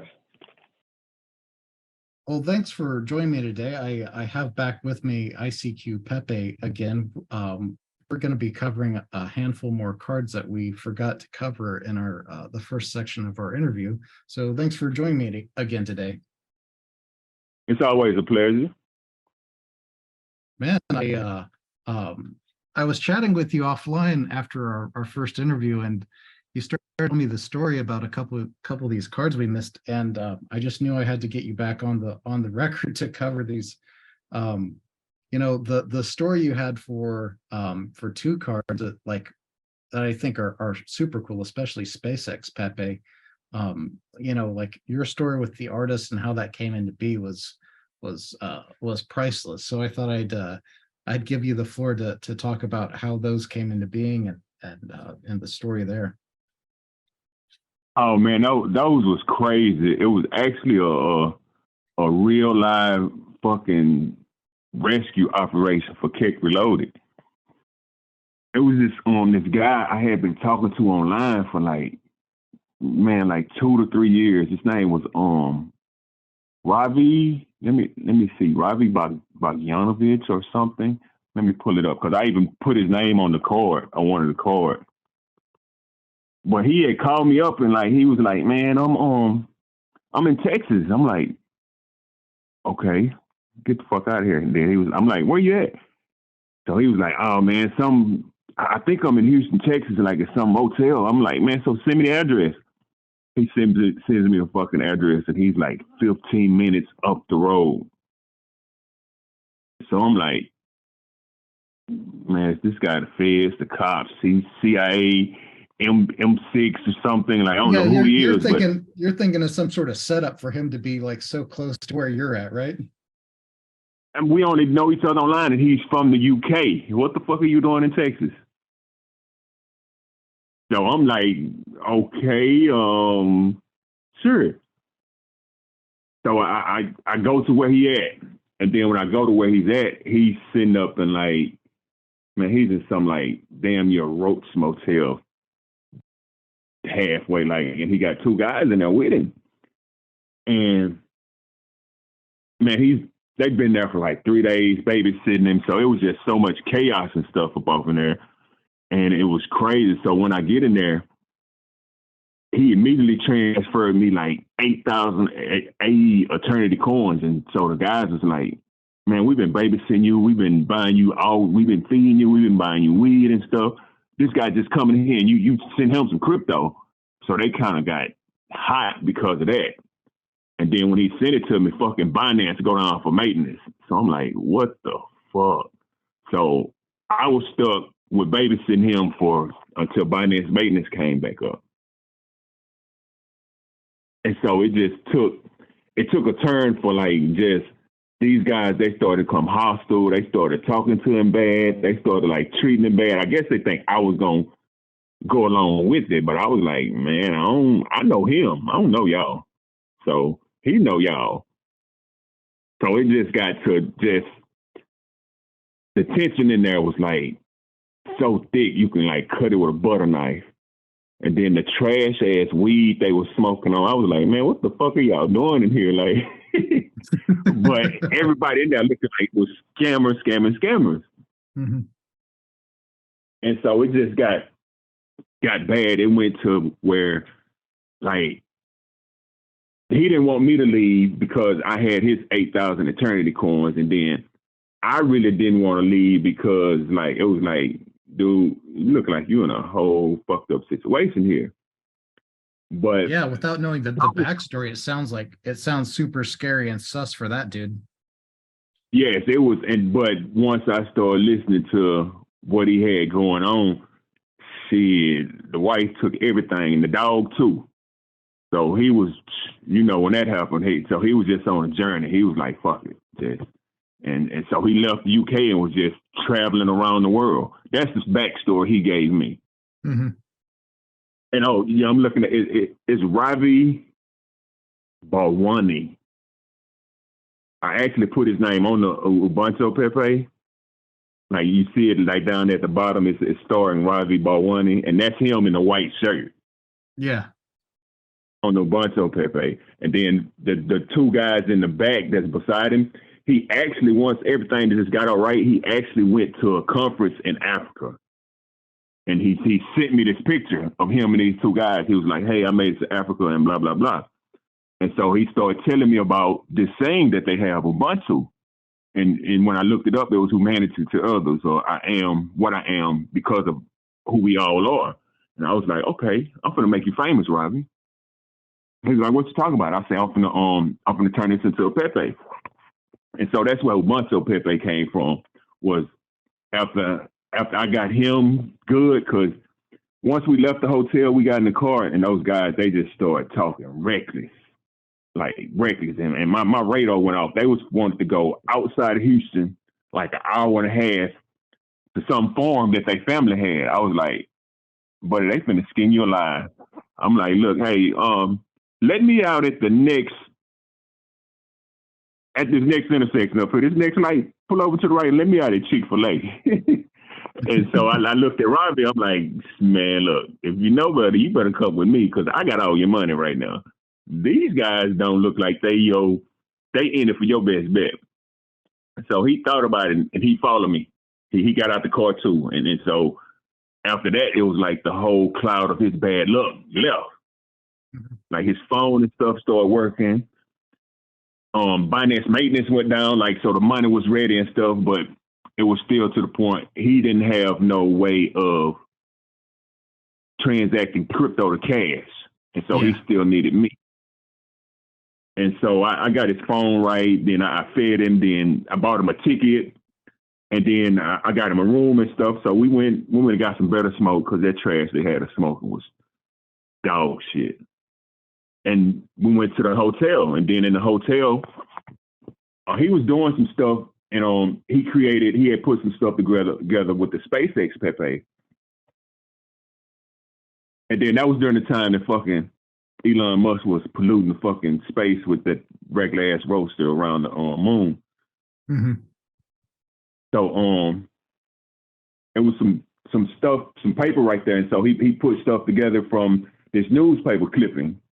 And so once he put it together with some money and dollar bills and pens and stuff, I took a picture of it, and then I just went on and tweaked it more. And so that's how we got SpaceX Pepe. We created it right there in the hotel by Bush International Airport right there, while he was waiting on his flight and stuff. And that's where SpaceX and Ubuntu came from, was inspirations from Cake Reloaded saving Ravi Balwani. Shout out to Ravi. Wherever you at, Ravi, I hope you're still alive. And that's wild. And you know, he did such a great job on the like, I always thought that was a really captivating card too, the way he, you know, I don't know, it's a really fun, the SpaceX Pepe really turned out well too. Yeah, it was just being creative off of that. Like I said, he just took some clippings and put them together. I was like, you know what, dude, let's turn it into a Pepe. So I took a picture of it, and then I tweaked it some more, just he had the $1 bill in there, so I threw the $20 bill up there at the top, and then I put the pen up there, and then I came through and I add the alien stuff in there. Mm-hmm. So yeah, it was super cool. Yeah, it was a cool little collab we did. Yeah, man. When was the last time you heard from him? And I heard from him a little bit, because I thought he was BSing by going to Africa to a whole conference, but he ended up shooting me some pictures and stuff, and I was like, okay. And then he was back online. I talked to him a little bit. Like, he was better. He was in a better space than he was when I met him. And then after that, he just vanished. Like I say, I don't know if he was a real person. I met him in real life, but who the fuck he really was or is, I have no idea. On the internet, I found him as a prominent optometrist over there in the UK, but that was all I can find on him. Okay. But yeah, he was going through a shitty ass divorce. I mean, when he told me wife took everything and the dog, I was like, oh, buddy, she took the dog too. Yeah, that's cold blooded. Yeah, I was like, damn, that's at least your emotional support right there. The dog, like, damn, buddy, what did you do? Yeah, that's rough, man. Yeah, I was like, damn, buddy. Ew. I see why you out here see it wondering, like, see, all wonders are not lost. Yeah, I mean, I imagine he at least had good stories from some crazy memories from that period. So wherever he ended up after that stint in the in Africa. Yeah, he was just bouncing around, and then like he had called a buddy, and like, man, the buddy was like, man, this isn't you. Like, you're better than that. Like, what the fuck are you doing? And like I could tell he was lost, or it was a good setup. You see what I'm saying? But Yeah. it was just, man, like you, I would have been super sus if someone I knew online said that they were like 15 minutes away from me IRL. I'd be like, what the hell's going on? Is like, am I going to be walking into like get a wrench attack here? Like, what the hell? that's what I was like, man, what the fuck am I walking into? So obviously I went in there with my pistol, because I was like, okay, what the fuck? But I've met him online. He seemed cool. Well, fuck it, let me go see what the fuck really going on. But when I got in there, like, he was in a whole little pickle. He was trying to get out the pickle jar. Like, Yeah, well, that's cool. Yeah, what a crazy story. Yeah, I really wanted to and did you ever hear from him after he sent you those photos from Africa and that conference? yeah, we talked, and then like he had some other stuff he was doing online, but I lost that account. Like, I lost my original ICQ on Pepe Telegram account from inactivity. Like, I Oh, had it okay. set on there for 6 months instead of a year, and so it deactivated. So I lost a lot of stuff in that account. Oh, that sucks. Yeah, Yeah, that's something I but don't like about Telegram is it nuking the accounts for inactivity. yeah, they should. Now I see how it's good to free up some space, but if you don't go in there and change your settings, like, yeah, you can lose like especially when it's a major account for advertising and stuff. Because Yeah. one while Keck Reloaded was permanently blocked, like permanently banned. Like, I couldn't join no public groups. I couldn't initiate no conversations. And then I guess since I held on to my ID long enough, Telegram just went on and unrestricted me. Oh, okay. Because I guess they felt like if I was a scam or something, that I would have went on and moved to another account, or this account would have been deactivated.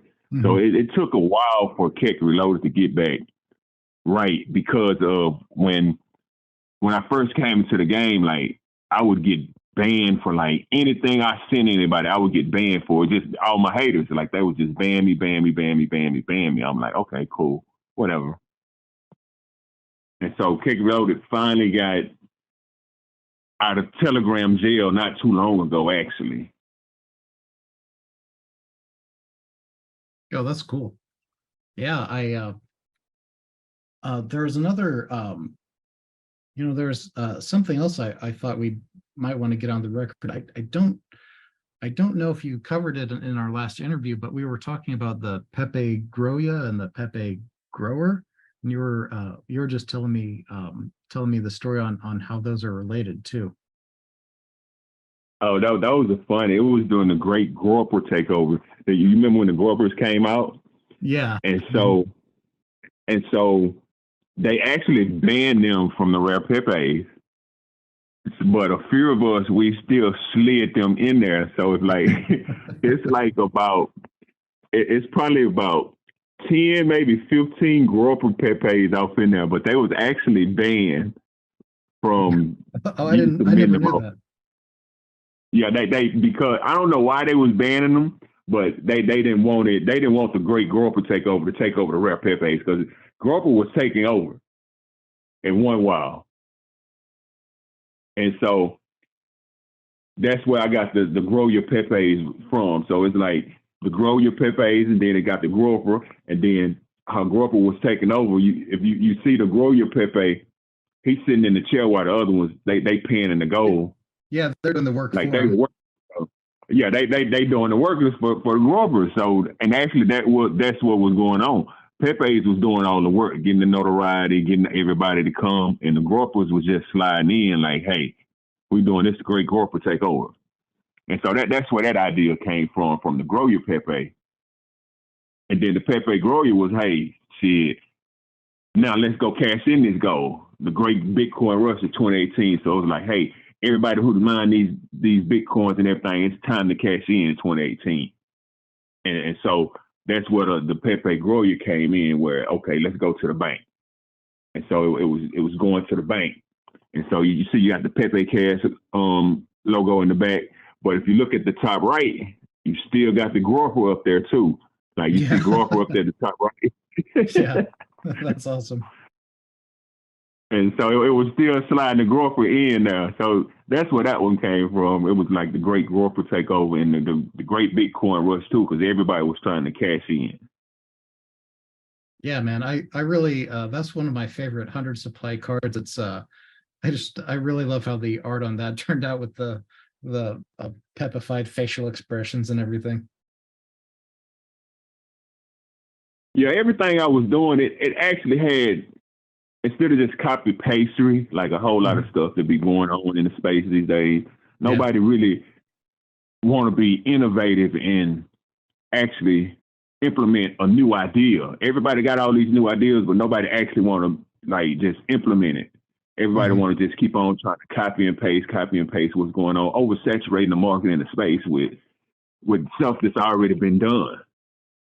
And I like how the stamps and the ordinals are coming along, especially on the Bitcoin network, and how they're tagging, okay, Ethereum blockchain was just a test net. And so I like how the stamps and the ordinals are actually bringing more use case for Bitcoin, and then especially with the NFTs and the images and the pictures and stuff. Yeah, I mean, I agree. Like, I really think the you know, like stamps, like especially like how immutable the artwork is for you know, being able to or files, whatever. But you know, to be able to store the artwork directly on the Bitcoin blockchain is super cool. I think from what I had read about some of the token standards, at least the ordinal ones, like technically it sounds like kind of a hot mess. Like the counterparty tokens sound like a lot more elegant, to be honest. But you know, it's like we've got this little mini bull rush. Well, like we're talking this part right now at the end of right at the beginning of June, and you know, there's been this like gold rush for shit coins and Bitcoin, like with ordinal. They have this ordinal standard, and then there's like a stamp standard. So it's just funny, like, you know, you see the same pattern play out every time, you know. I don't know, Yeah, it is. It's fun to watch. But I like, there's actually been some super cool artwork done in both ordinals and in stamps. I think stamps is I for me, just because it's a lot harder to censor or prune, I think is particularly interesting, even though it's more expensive to do.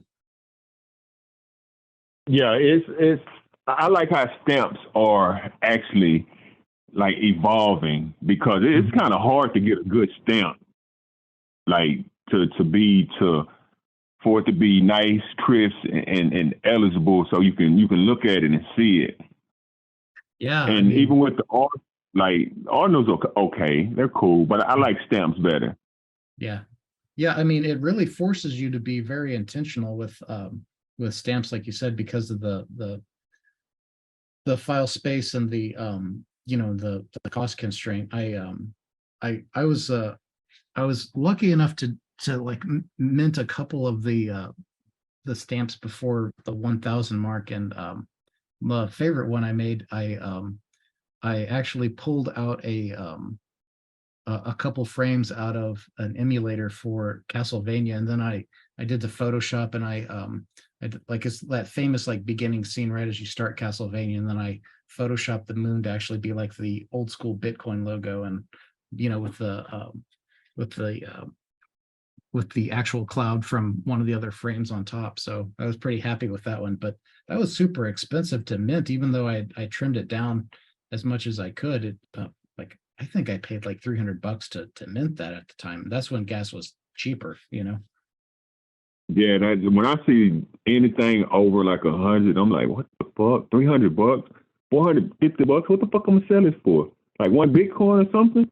And so it's like, and I'm also wondering, like, is that the same price if I do one or if I do 100? Like, will I still have that same price of, or me doing more? Is that price gonna go up?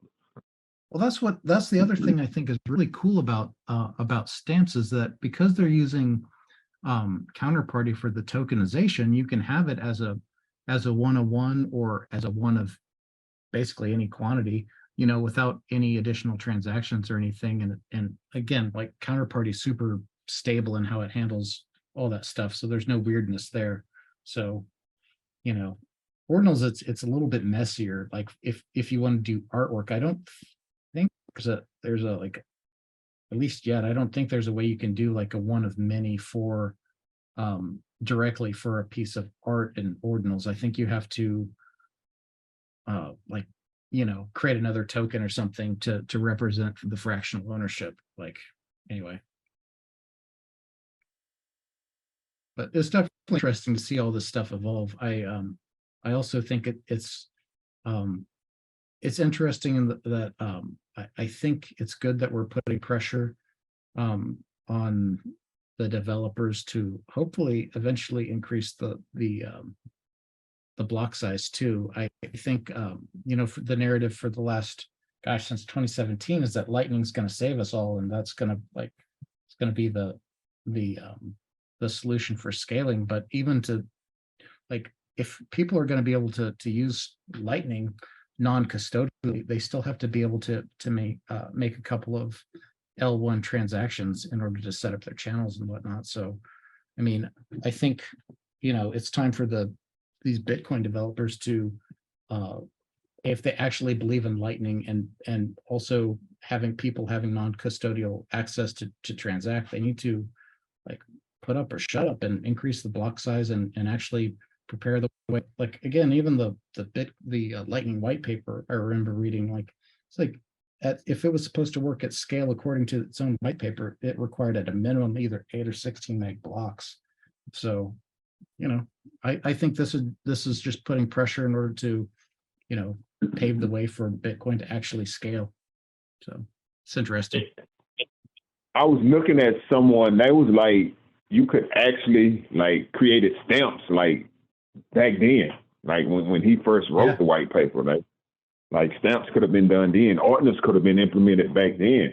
So I was like, okay, why wasn't it? But it's good that it wasn't, and it is now, because that gives Bitcoin more use case, more innovation at a time when it's really needed.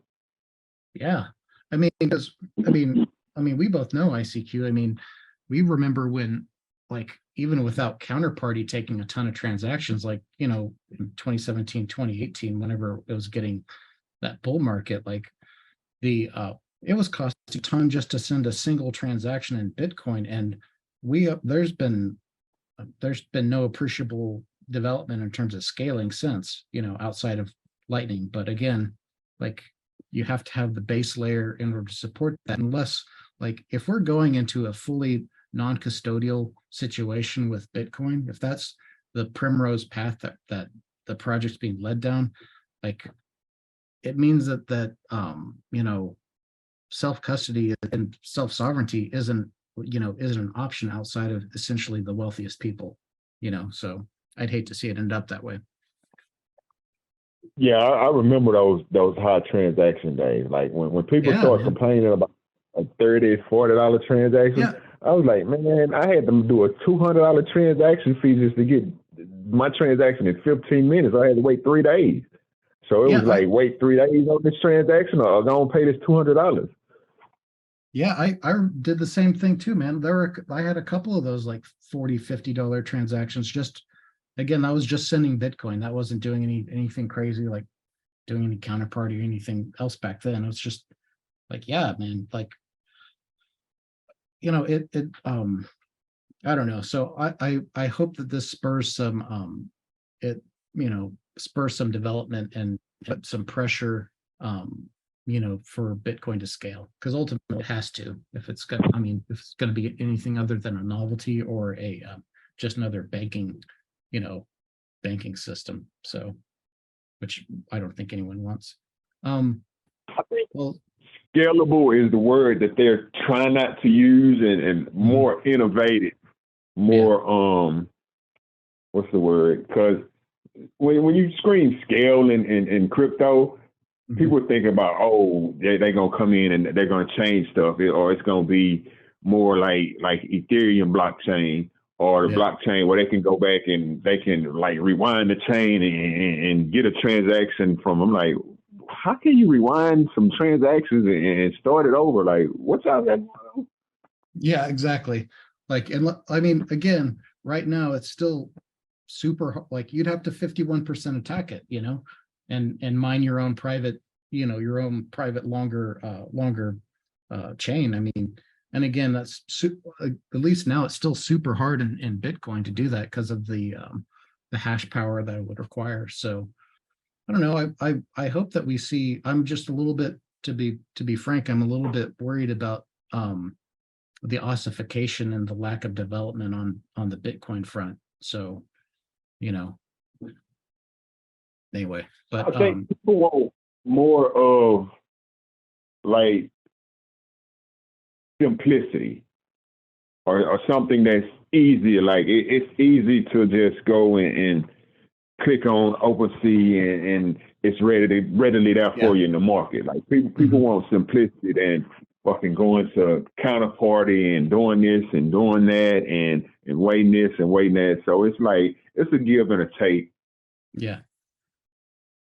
And people won't like earlier we was talking about people offering a service and others just being predatory. Like, but I know people like me, if you offer a service that's gonna make my life easier and simpler, I'm gonna go with that. Yeah, for But sure. if I can do it better on my own and I can have better quality and it's cheaper, of course I'm gonna learn how to do it myself. Because I'm gonna save money and I'm gonna get a better quality of it. But if versus time wise, who got this service and they selling it? And that's what most people are looking for. Who got this simple service and they're selling it? Yeah.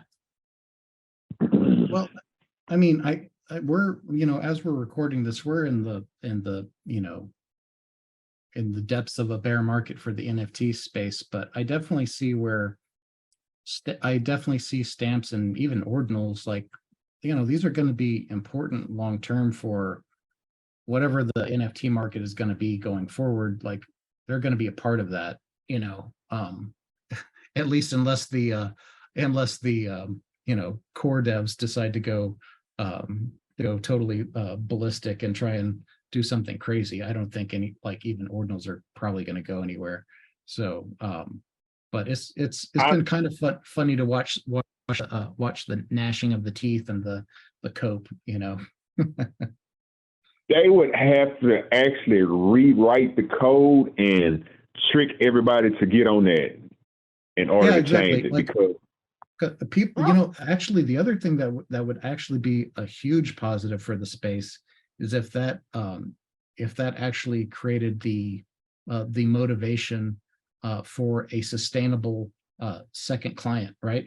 If Core tries to prune all the witness data, to cut off the ordinals, then there's enough of a market now where people will fork and create their own separate alternative client they'll continue to run. So again, that's one of the other problems in the Bitcoin ecosystem, is the over reliance on a single, essentially de facto node. So yeah, that could be cool and too. I think that's with any currency. Once a fork occurs, if shit, people not getting along. Other people, some gonna go with the new idea. Others gonna stick with the old, and that's what creates a whole nother coin. Mm-hmm. And so I figure if Core Dev tried to do that, that's gonna really split up the Bitcoin community more than it already is. And all it's gonna do is create another coin, like it created Bitcoin Cash, Bitcoin SV. So all it's gonna do is just create another coin. That's it. Yeah, I mean, and they're like, I would have to imagine that the miners are not going to go along with anything that's going to reduce their fees, because they're already hamstrung in the sense that they already can only support, like, what is it, like 7 transactions a second or something, like whatever it is currently in Bitcoin as it is. Like, without expanding the block size, they can only get so much in fees before it, again, like we were talking about before. And with $40 fees, you've got to be really sure you need to make a transaction, I mean, and again, all of those sub $40 accounts, those are now dust that are unspendable. I mean, it's bad. Yeah. Anyway, but hey, fees are part of the game now. Yeah, true. Yeah, I'm not saying that there shouldn't be fees. I just think that it would be it'd probably be healthier to have more transactions in a block, so the miners would still get fees and get their reward without making it essentially punitive to actually use to use the L1. That's all. But I guess I kind of went in a weird rabbit hole here. So were there a couple of other cards that we missed talking about last time? I don't know, but anything that's attributed to me before Series 9, I did not create. Okay. I bought them. I bought them, and some of them I didn't have, like the 1-in-1s, like Homer Pepe, my little Pepe. Of course, I didn't have those, but I bought up the asset right. So I bought up the asset right, ownership, and the copyright. And so I'm not the creator of anything pre-Series 9. Yes, I'm the owner, or was the owner, but I'm not the creator. Yeah. That's just a friendly discussion.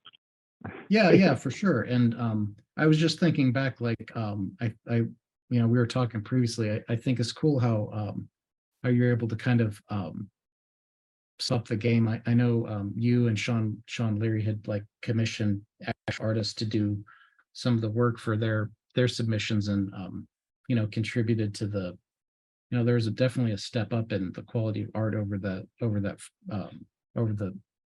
run of OG Rare Pepe. So I think that's cool too.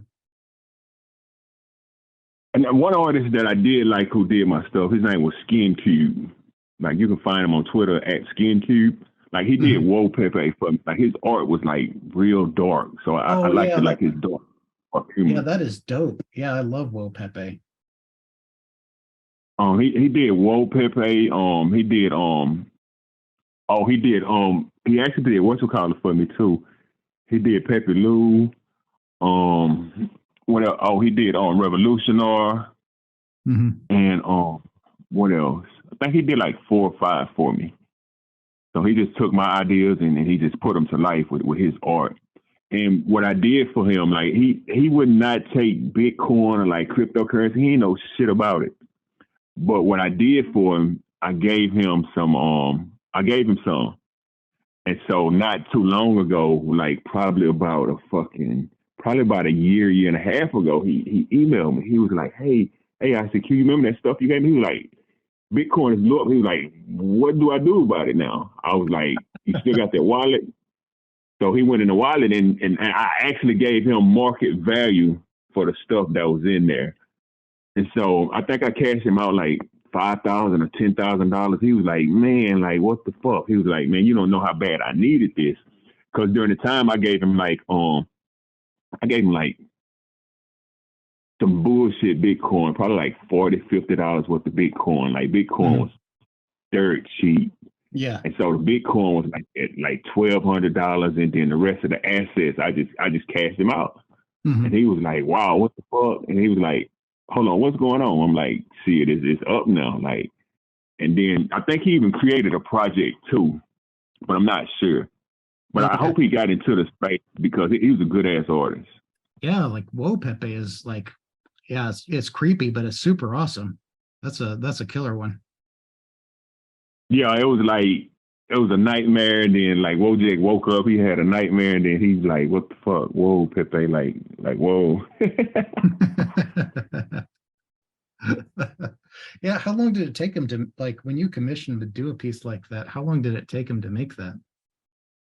I don't know. He was kind of backed up, like, Okay. so I don't know exactly how long it took him to do them.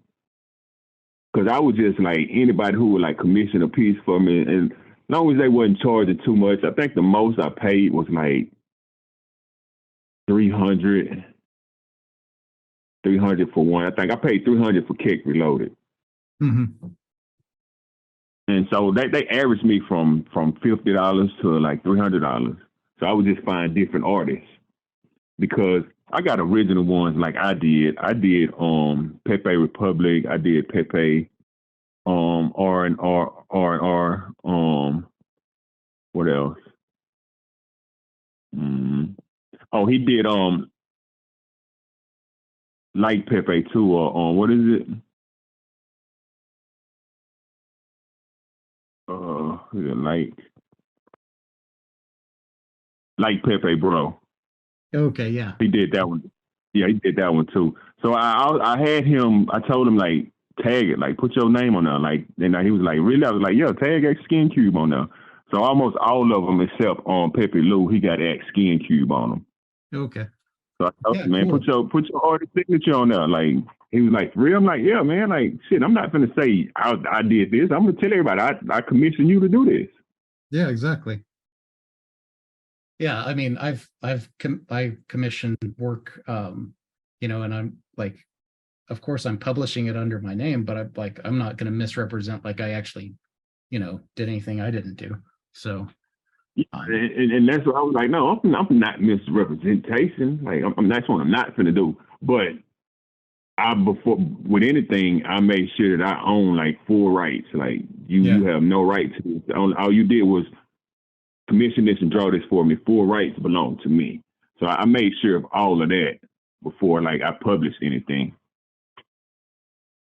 yeah, it's cool. I recently run a submission that I'm hoping to see released soon, where I even worked with a couple like some like sound and voiceover thing. And usually there's two rates. Usually I what I found when I was trying to get people to do like some commission work is that usually there's a normal rate, and then you pay like, I don't know, like 50% more to have like full commercial rights, unrestricted type thing. So Yeah.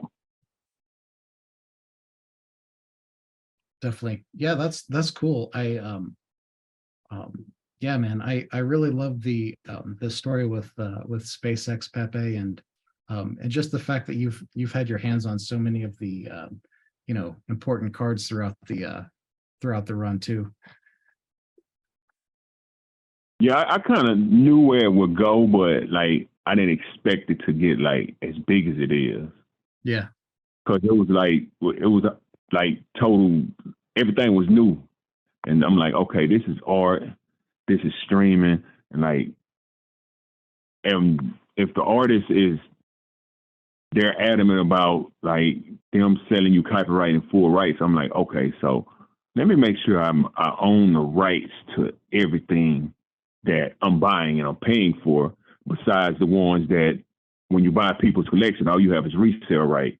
So you can't reproduce, you can't anything. All you have is a limited resale right. And so, but I want to make sure any asset that I own the full right to reproduce it. Yeah, 100%. Because if you're like, I think one of the famous examples recently is Shaban, who runs Spells of Genesis. Like, he had an artist like try and come up and basically retroactively ask for more money, and that's, he was able to resolve that conflict and you know, essentially didn't give them more money. But that's kind of like the nightmare scenario I was imagining too after I heard about that, is like, I've commissioned, you know, a couple pieces, and what would be worse than the artist like essentially trying to strong arm you, like, you know, years down the line after you paid them the agreed like fair rate at the time, like, you know, like you can't change the, you know, change the game later. Yeah, and that's why I was making sure from the start. I was like, hey, look, I want to own this. I want to own full rights to it, copyright. I want to own full rights to it when I buy this from you. And when people were selling me their assets and their creation, they was like, you know what? Yes. I was like, okay, sell it to me. Yeah. And I even had some Mr. Hansel's, I had some of his stuff too. Like he would sell to me from the start. Like I had fucking Brick Pepe, fucking Oh, no way. yes, I had Brick Pepe and fucking Blaine Pepe, Oh my fucking God. what and then he created Peperium, and then I ended up buying that from him. But he ended up getting them back. Like he ended up getting it back. He just got Blaine Pepe back from me too. Oh man, that's Blaine Pepe is such a, like, man, I love that card. I hope to eventually get one of those one day. It's super sick. Man, I when I was buying stuff, I used to just buy them up, and then I think I was the one burn them. Did I burn them or he burned them low? I think he burned them low. But I ended up buying the asset and like about 4 or 5 from him at the time. Yeah, he's definitely a you know, super talented artist. So he made a ton of great ones. Yeah, he cool people. Yeah.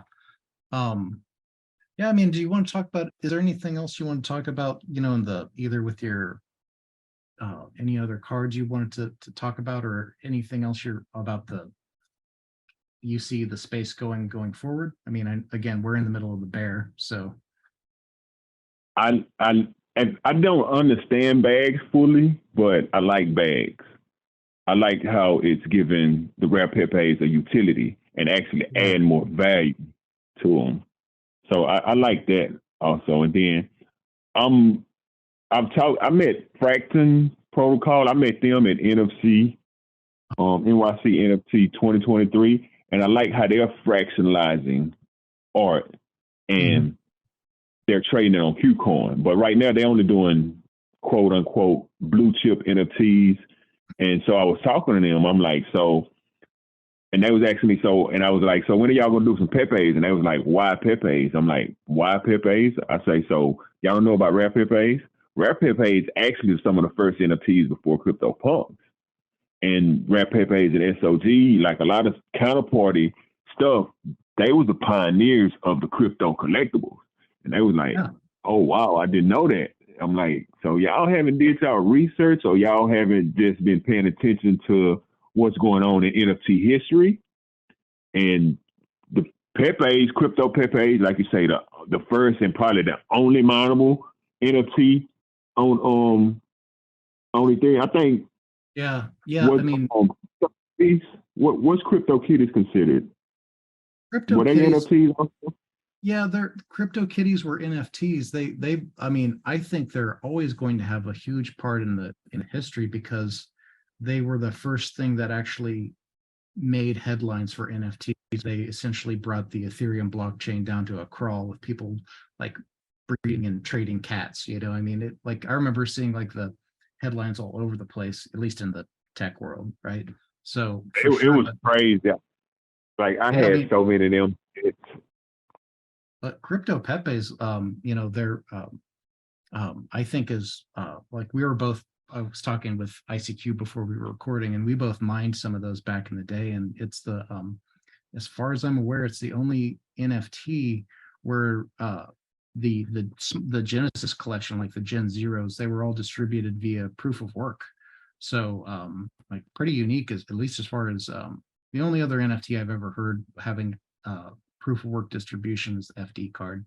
So definitely super. And plus I like the I do like the art a lot on the CryptoPepes too. It's super clean.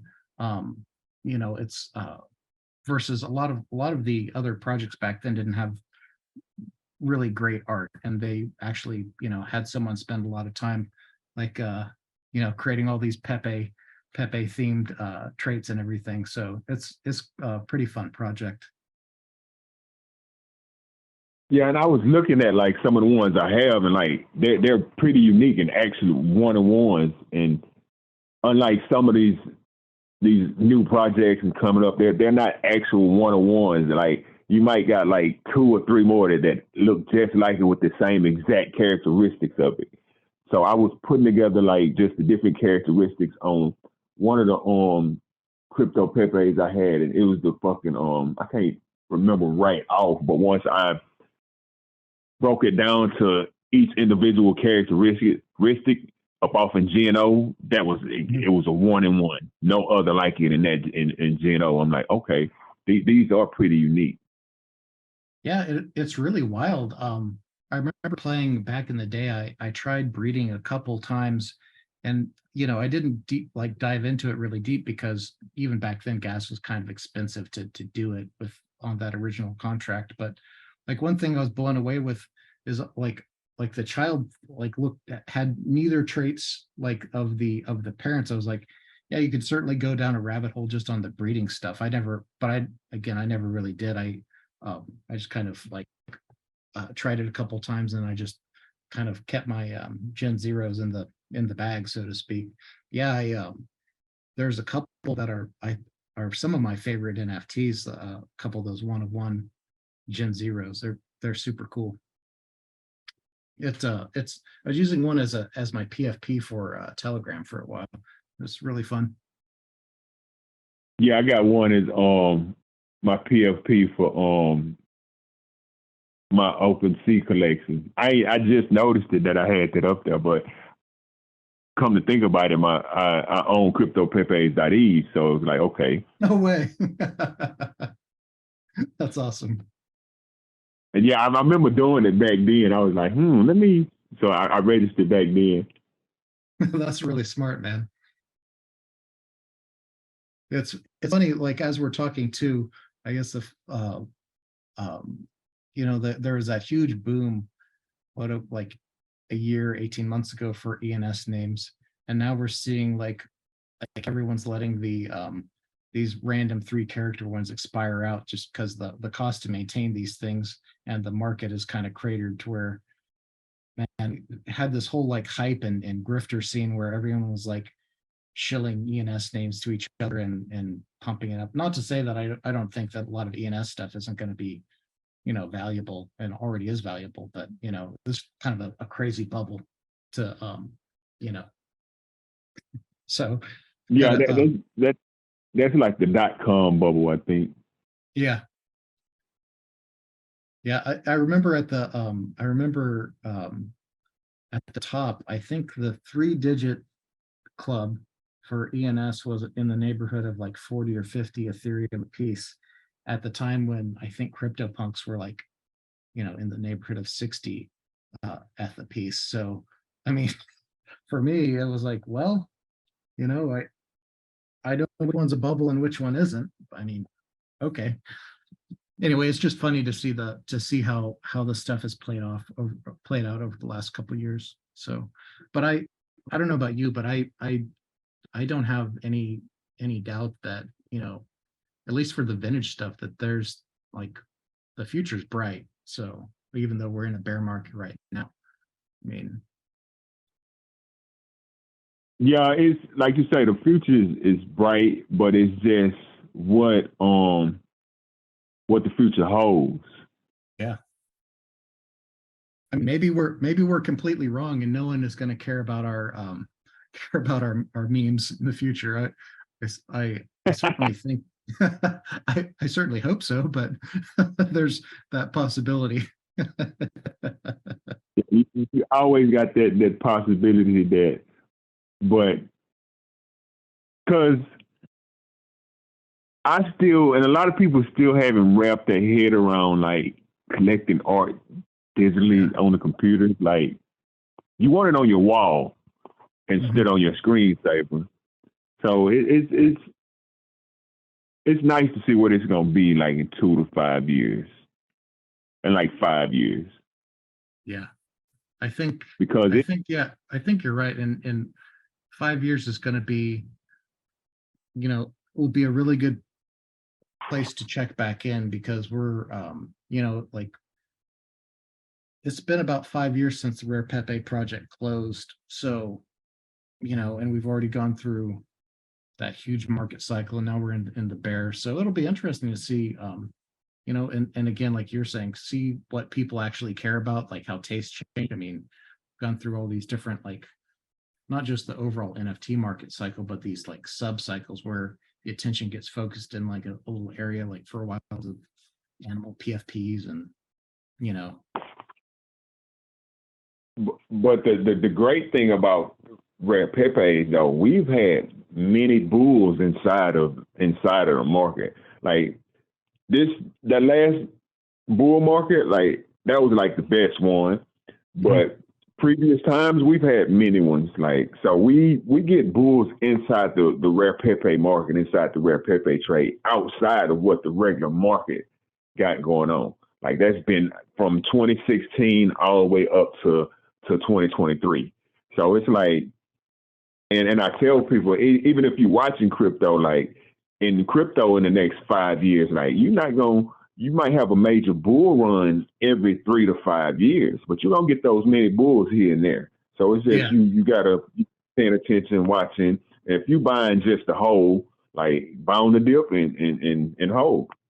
And so it's gonna be fun to watch these next 5 years, especially with the NFTs, because if they don't have utility, like I like the gaming assets, or like a mint pass, or like shit, or a membership pass. If they don't have utility, I can't hang this art on my fucking wall. What can I do with this shit? I'm not gonna walk around with my laptop all the time, or open my laptop to look at a screensaver all the time. One thing that's been on my to-do list, but I always end up buying NFTs instead, is they have some, I've seen some of the guys in like the Punks Discord where they have they're showing like screenshots of their setups where they have like these Samsung frame TVs where you can like set that up to where it'll, and there's also the token frame too, but basically you could use that to display your virtual art in your home, and the Samsung frames look great. I just haven't pulled the trigger. That's like my perpetual to-do list. But I mean, some of those guys are real serious about, there's guys that are like huge whales that are, hustling and flipping crypto punks every day. So, it's next level for them. I tip my hat off to them. Like you say, it's next level for them for sure. And that's with anybody with their product. Like if it's next level, and they're creating a market, and that's what needs to go on in any community. If there's no market, there's no value. Yeah. And so you have to create a market. You have to like be innovative inside the project. Just creating the project and just throwing it out there as like a dude, just like, okay, hey, I'm finna grab some drugs and go jump on this block over here and sell this jumping over here. I can get rid of the stuff over here. No, that don't make you a drug dealer. That don't make you a hustler. That don't make you an artist or something. It's like, be innovative. Like create more use case, more utility, a better product, a better quality, a better service than what's already going on. Implement some new ideas instead of copy and paste and trying to make a quick buck. Yeah. Yeah, and that's where, that's what I'm trying to do with this podcast series is like provide some like more a deeper dive into some of these projects and cards where people can see, again, like with Rare Pepes. I mean, it's like the history and the vibe is what makes it like so amazing, that you can't replicate today. I mean, there's the follow-up projects, but they're like none of them are ever going to be the same, so yeah, man, I think it's going to be, I think it's going to be fun to see how it plays out. But I definitely see I have a hard time seeing in 5 years, Bitcoin being at 25,000 or whatever it is, and Ethereum being at 1,800. I don't know what it'll be at, but you know, very little would surprise me outside of zero. You know, so.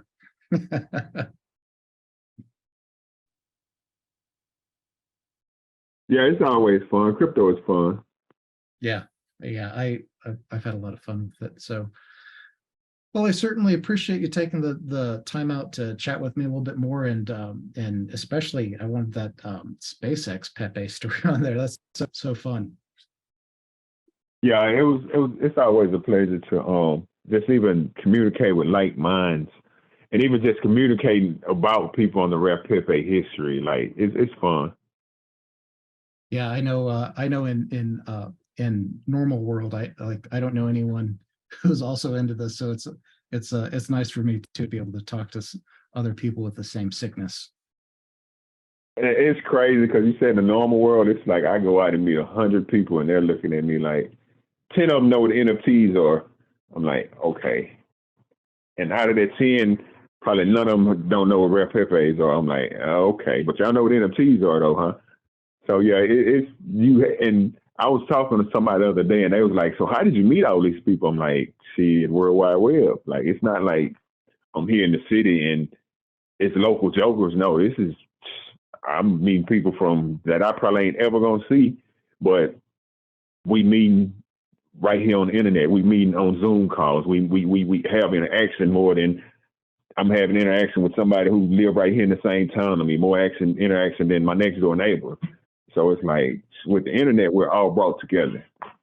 And I don't know about you, but I've had a lot more real conversation, like meaningful, real conversations with people in these crypto communities than almost anyone I meet in real life too. So. Yeah. Well, cool. Well, I certainly appreciate it. I'm going to go ahead and